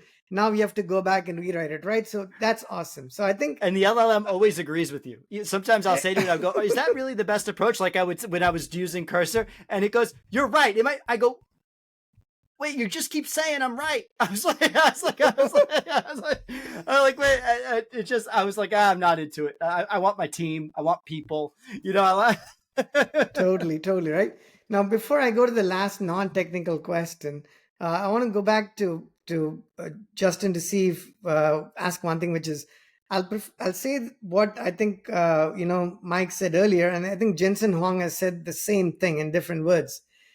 Not everything has to be enjoyable at all times. I saw a video of Jensen Huang saying that People think that I have to love what I do, which is true for the most part, but that does not mean, paraphrasing what I was saying earlier, maybe Anthony Bourdain was tired in one of his travels, but he still had to do it because he picked it up as a profession, right? He enjoyed the totality of what he did, but that doesn't necessarily mean that he enjoyed every single trip to every single country or every single city. So Jensen Wong says there are times you have to do things that you don't particularly enjoy because that's in the greater good of, be it society, the team, or the company. So Justin, two questions for you before I go to the non-technical question, which is, what is your take on that? And that's one question. Like, what do you feel about that statement as to being able to do things that you don't necessarily enjoy? And the second is, we covered a number of things. Are there some things, or is there something here that we never touched in our conversation so far that you feel is sort of fundamental, even if you don't go into the weeds of it, something that I did not think of that you think should be part of this conversation? It's great. Just for both of those. The first one about like kind of doing the things that like we don't really love to do. If you go to my website and you go to the About Us page, the very first line of our About Us page is, a friend of ours once told us, don't talk about it, be about it. Right? And like that's very much what this is about, like embracing the suck of some things. Right? It's right there about us, right? Don't talk about it, be about it. And Mike and I are really like that, especially running a business and being entrepreneurs, being an engineer where not every day you get to write greenfield, beautiful code. Like this is part of it. It's part of the pursuit of mastery. Like if you take this to a martial arts perspective, I often refer to Cause of a Kind as a dojo. Like folks come here to spar. They come here to get beat up, but you come out a master. Truly, you come out with your black belt. So along the way, you have to be willing to skin your knees. You have to embrace the suck. I'm a mountaineer by hobby. That's nuts. Just by hobby, like I've got something wrong in my brain. Like I go out of my way to get myself into really sketchy situations for the potential opportunity of success. That's like entrepreneurship 101. So I think in to summarize it, it's very much so on our About Us page. It's literally words that we live by and we have been living by since we're kids. That quote was told to us by a dear friend of ours still, and when we were teenagers. And that's just how we operate. And I think it's just kind of it's mantra. You can kind of convince yourself. And I think I thought both of you were going to say this, and Mike and I talk about this all the time. It comes right back to the conversation of AI, and it's the one thing I think that was missing from that discussion, and I'll add it in. I'm very fearful that we're approaching the age of laziness and complacency. And I think AI did two amazing things. It exposed laziness, but it also piqued interest of the potential abilities of the computer. And as a business owner, especially one in technology where I make literal dreams come true, people come to us with their hopes and aspirations and goals and all of that stuff. And a lot of conversations begin with AI. What can that do for me? That's amazing. Like that's advocate for the potential of what the computer can do for a business, for society, for people, for whatever. But I'm also very much fearful that there is it is the exposure of laziness. I'm fearful that it's the age of the shortcut, that folks are going to lose original thought. We put out a lot of content here at Cause of a Kind.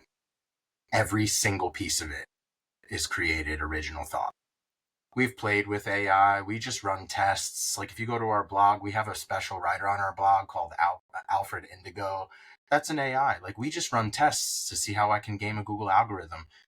But anything that we produce that we're really about, if it's our newsletter, if it's our podcast, that is 100% authentic. And it's not because I want like some recognition for that.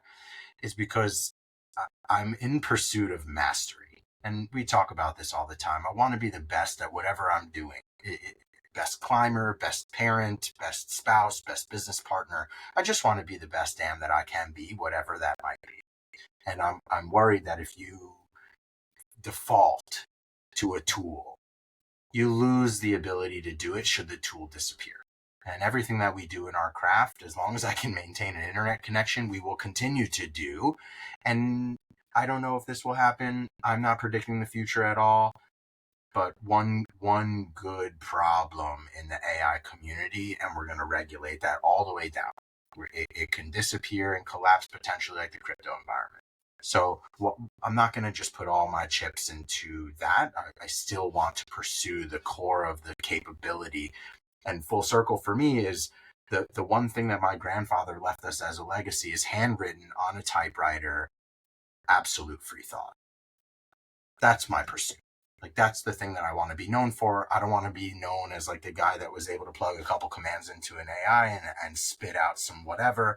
I want to be known as a sculptor, as a genuine hard-nosed builder of whatever I'm working on building on that day.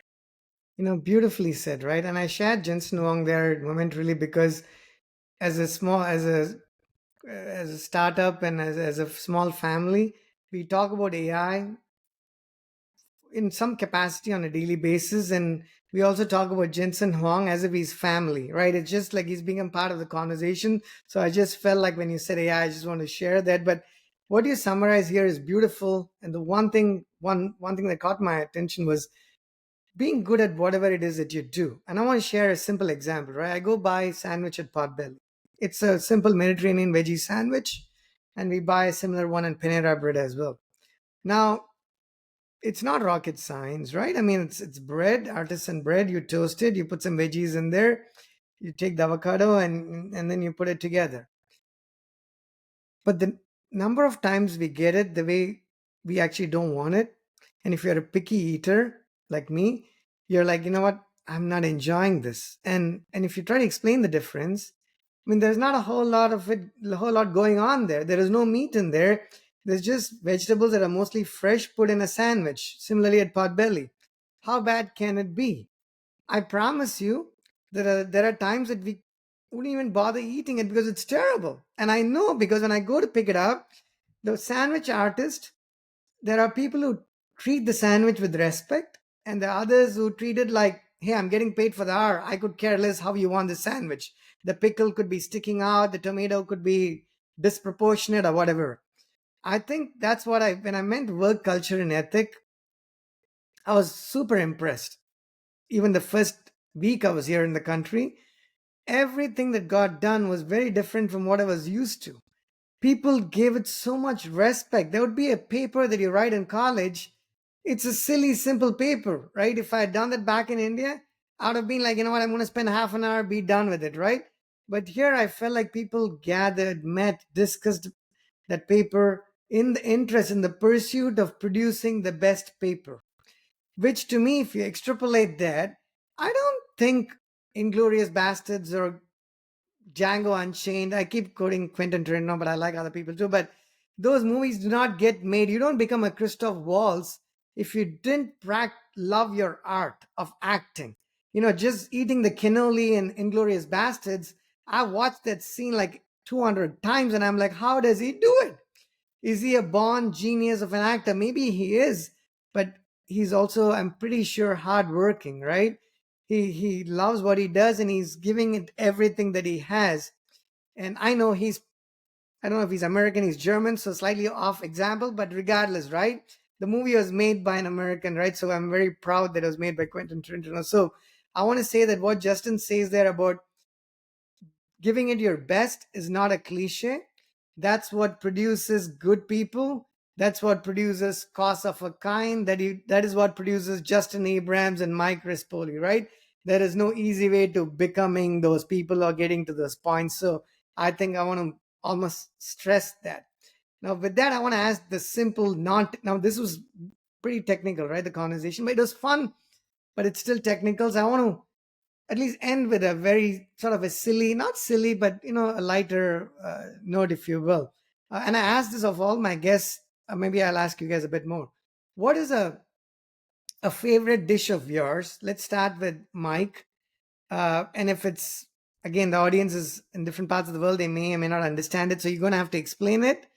And just tell us a little bit about your favorite. I mean, if someone woke you up in the middle of the night and you're hungry, what is your go-to dish that you would actually go to? Oh boy, yeah. So I think we on a diet or are we not on a diet? You're not on a diet. No, we're that makes not on it a boring. diet. That makes it boring. You're not on a diet, or it's your cheat day of the month, so you got this free ticket. Yes. Yeah, it's the cheetah. I think you know what? I'd have to go with, I love steak. Man, I'm a big steak person. I think it would be like steak with mashed potatoes, and for dessert, I'd love to have a cannoli. That would be that's it. I also love baby back ribs too, so I'm a big barbecue fan. That kind of food. And yeah, if it was the middle of the night and I could like either have a nice rack of baby back ribs with some French fries or mashed potatoes and green beans, or ribeye steak, probably. I'd even go filet mignon. I could go fatty or not fatty, either or. I love them. And then, yeah, I think I'd have to go for the cannoli for dessert, man. That would be it. So American, Mike, aren't you?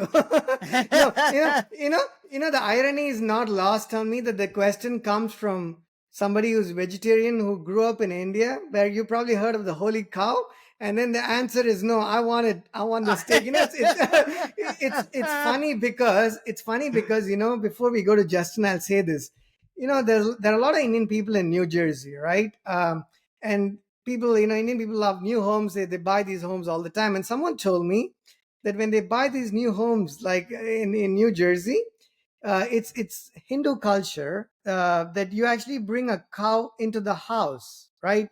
To perform some rituals. I was telling this to a co-worker of mine, Chris, when I was here. He was like, Krish, I don't know about you, but if a cow were to ever enter my house, I will guarantee that it's not going back out. That's for sure. And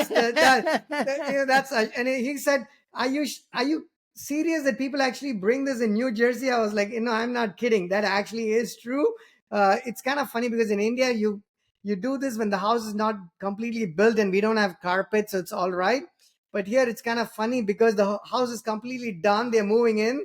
It's entirely carpeted, and now you're bringing the cow into the house. The people have their fingers crossed that things have to go all right and something. So it's kind of, I thought it was funny. So thank you. Oh Okay, man. that you don't have to explain that. We all understand it. That's perfect. Now, Justin, I mean by explain, I mean we understand the steak, so you don't have to tell us how to prepare it and stuff like that.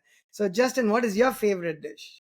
Well, I'm just happy you didn't ask me to speak Dutch because I wouldn't have been able to do that. Um, so what's my Wait a favorite? minute. You're not Dutch, right? No, but I watched No. your previous episode. Okay, thank you. Put him you. on the spot. It's all English now. It's all English. Okay. I of course love everything that Mike said too as well. But ironically, I had this conversation with my wife over the weekend. We were in a long car ride coming home from my parents' house. It was just the Jewish holidays. I am Jewish heritage. Jewish food, my mom's food, is not my favorite food. It's just not the jam. But we asked each other, what would be like your last meal? You're on like death row or you're on death's door or whatever it is. Like, what would be your last meal? I kid you not. My last meal is chicken tikka masala or a chicken vindaloo with basmati rice, garlic naan, and a beef samosa. I don't really like vegetable samosa. I'm not kidding. That was my response to her. And now that I'm thinking about it right now, you could get me out of bed at 3 o'clock in the morning, 7 days a week. And if that was waiting for me, I'm in heaven. And Oh it my has God. nothing to do with our Indian homage from this conversation. Totally did not know you were going to ask that question. But that is like hands down, like it's very hard to find one that I like, but I know the spot. Justin, I have to start the story. I worked with, one of the guys I worked with, a really brilliant guy. His name is Ben. So he's a Jewish guy. So I used to go to lunch with him almost every day when I went to work in DC, the days I went there, right? So Ben would come there and he would like, where do you want to go? He's like, Krish, I love Indian food. And he was vegetarian. So we would just go down and eat. And he would pick up the mango lassi every single day. And I'm a picky eater. I know Ben is extremely smart. So I don't drink the mango lassi. I'll tell you why. He picked it up every single day. I let him slide the first day, the second day, the third day. After working with him for many months, I couldn't do it. I was like, Ben, I've been holding this back. But you understand that there is not a lot of mangoes in that mango lassi, right? Because they actually don't even put mangoes, at least the ones in the US. He's like, Krish, of course I know, but it doesn't matter. I love this thing. I was like, that's fine. That's totally fine. I was just worried that you believed that that actually had mango. He was like, no, I knew it didn't. And he would eat he was a vegetarian. So his favorite was the dal tadka and the chickpeas. And even the days I got bored, Ben would be like, yeah, I don't want to go anywhere else. Can we just go grab this? I'm like, are you sure? Are you not Indian? Because I can't do this every single day. So, it's funny. Mike, you're the only one in the recent past who's actually told me that they like something that they grew up eating. Every single person I've asked has always picked something else. Like, for instance, the previous guest, for instance, right? He's Dutch, and I was like, what do you like? And he's like, you know what? My favorite is like Japanese sushi, right? He said that's his favorite, not like American sushi, but like sushi in Japan, for instance. So I'm not surprised that you like the chicken tikka masala. But let me ask you this, Justin, as we wrap up in the next 2 minutes. You said you've been to India? And here is what my wife and I think. My wife is Indian, but from Malaysia, right? So she didn't grow up in India. The Indian food in the US, I don't want to say Americanized because that's almost softer usage because, it's toned down a bit. I feel like the Indian food in the US, as Indian, at least personally speaking from south of India, it doesn't taste anything like it's supposed to. So, as somebody who has had food here and then went to India, could you tell the difference in food, or did you think they were more or less the same? I will tell you hilariously. I think I stayed at like maybe Hilton or something like that, and like in like the major tech district. I went there for Gartner. Like they had their own hotel. You can't really find Indian food where I was in India, and I went for one Indian meal, and it was full veg. Like I'm eating Americanized Indian food, like chicken tikka masala. You were not finding that in like a traditional Indian household. So yes, the Indian food that I am like thinking about right now is as far away from traditional Indian food as you could possibly get, and it's fully made for the American palate. But there's just like something that is like absolutely addicting about this one place that I know in Bayside, Queens. It's called Agra. It's been there for 20 years, as much as I can, run by a full Indian family.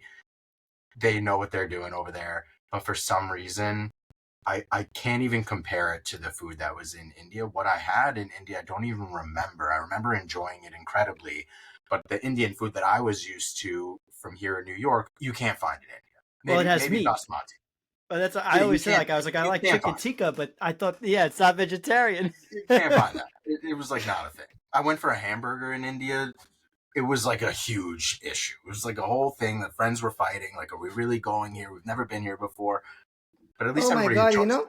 I'm going to say, if you guys have not watched the show that is no more, unfortunately, called Outsourced, that was on NBC like 10 years ago, I highly recommend you watch Okay. it.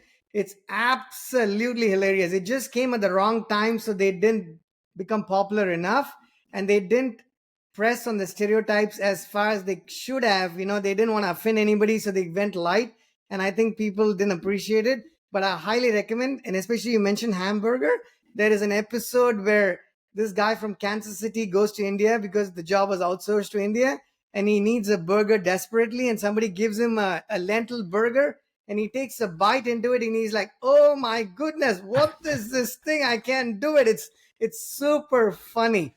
This is awesome. Guys, it's the longest podcast I've had. There's two of them. One recently, it was a 3-hour podcast with the CEO of Contextual, and he asked me, Krish, have you done 3 hours, or did we break a record? The previous one was 2 hours 45 minutes, and I told him last month, nope, we broke a record here. Today we hit the 3-hour mark, and I'm so sorry to have kept you, but I was just greedy because I enjoyed every facet of this conversation, and I'm so certain that as we segmentize this and put that out, I'm going to make sure people appreciate, at least in different parts. We talked about India to an extent, right? Talking about the culture as well outside of engineering. I think it's going to resonate because there are people who have certain notions of, even people know about America a lot more than I did when I came here. but yet it's all on TV and on YouTube and whatnot. It's different from talking to a couple of people who run a startup. You know what I mean? It's just it's hearing it from the horse's mouth. So thanks a lot. Any closing comments from I would say both of you, Mike? Maybe go with Mike and then we can wrap up with Justin. Yeah, I mean, I want to say thank you for having us. This was awesome. I'm glad to speak to a fellow engineer too, who has, similar language loves, similar feelings on AI. You see a lot of the other opinion, and I don't think a lot of those opinions come from the engineers. I think we're still out here doing work, still pursuing mastery. So I want people to take that message away that good engineers and you really want to really find that and find the joy in being a master of something, because I think it's great to be competent. It's great to feel fluent in something. It's great to spend your time getting good at something. And this has been a great joy being here to talk about that with you. Thank you. Justin? Yeah, for me, I echo Mike. It's been a pleasure. We could have pulled the ejection cord at any time. You gave us the permission, and we just wanted to see where this discussion would take us. It's been an absolute pleasure. I think, one of the things that Mike and I really stand for is to really kind of blow the doors off of engineering. I think we really want to make this a very sexy experience in all the shapes and forms that is possible. I think, there's been a lot of marginalization, a lot of commoditization of engineering, especially internationally. We pride ourselves in having a multinational team where we hire the absolute best talent that we can afford and that we can find. I don't care where you are. I don't care what your history is. I don't care if you're a criminal. If you are talented, there is a place for you at Cause of a Kind. And I don't know if a lot of organizations think like that. I think organizations look at it as a cost savings, a dollar and cents equation. And I simply want to build an organization of incredible talent density. And I think I want to have an incredible time doing it around people that are just motivated by some of the similar things that I am. And I'm fortunate to be building that. I'm fortunate to be doing it with my best friend. I can honestly tell you, we talk about it all the time. Mike and I have had plenty of discrepancies, but we've never even had a single argument, not one fight, not nothing. So if there's anybody out there that has any question or concern about getting into business with your actual best friend, not some made up friend that you're going to have a discrepancy with, there is nobody better to get into business with than a guy that has quite literally saved your life, protected you from death, and that you've had a couple beers with along the way. So, I'm appreciative for your time as well. You've given us a lot of inspiration. I'm very familiar with Snowpal and what you're putting out, and I started the conversation by saying we've been following you for quite some time. So it's quite apropos that we all meet together very randomly on this podcast. And shout out to our PR agency, Luddington Media, for making this one happen. So I appreciate Absolutely. Thanks, Justin. I want to say that if people forget everything about America, or listening to this podcast, I'll say one thing. You guys understood my accent, right? And hopefully without much trouble. I've noticed that the biggest skill America offers, or Americans have more than anything else, is the ability to understand 1,000 accents without much trouble. And I say this honestly because I used to be in a team where we had people dialing in from England and from all parts of the world. Despite the fact that the British were in India for long periods of time, I have to make an honest effort in understanding British accent. Now I do a lot better than I did years ago. But then there was this Indian guy with a really strong accent. And then my coworker, who's American, had no trouble. I was like, dude, how is it possible? I am having trouble understanding this accent. How are you able to do it? Which is amazing. It's a skill that Americans do not get enough credit for. And I want to give that credit here. There is no culture in the world that I've seen that understands so many accents without trouble. Like, yeah, I understood what he said. I'm like, my wife is like, I don't know how he did, but I don't understand what, so this is awesome. I'm going to include the link to Mike's LinkedIn profile and Justin, your LinkedIn profile, and the link to your company. But if there's other links that you want for us to include, we are more than happy to include it. and then we'll get this published. So, folks, again, we had, again, thank you so much to both Mike Rispoli and Justin Abrams for actually taking 3 hours of valuable time in having this conversation and actually humoring me patiently, skipping dinner and all kinds of stuff. It's really appreciated. I think I'm very positive that our conversations will resonate not just here for people living in the US, but also people who actually are trying to get into the space of engineering, probably looking to board that plane to the US legally. So, and stuff like that. So awesome. Thanks, guys. And with that, Thank you we'll so just end much. this podcast.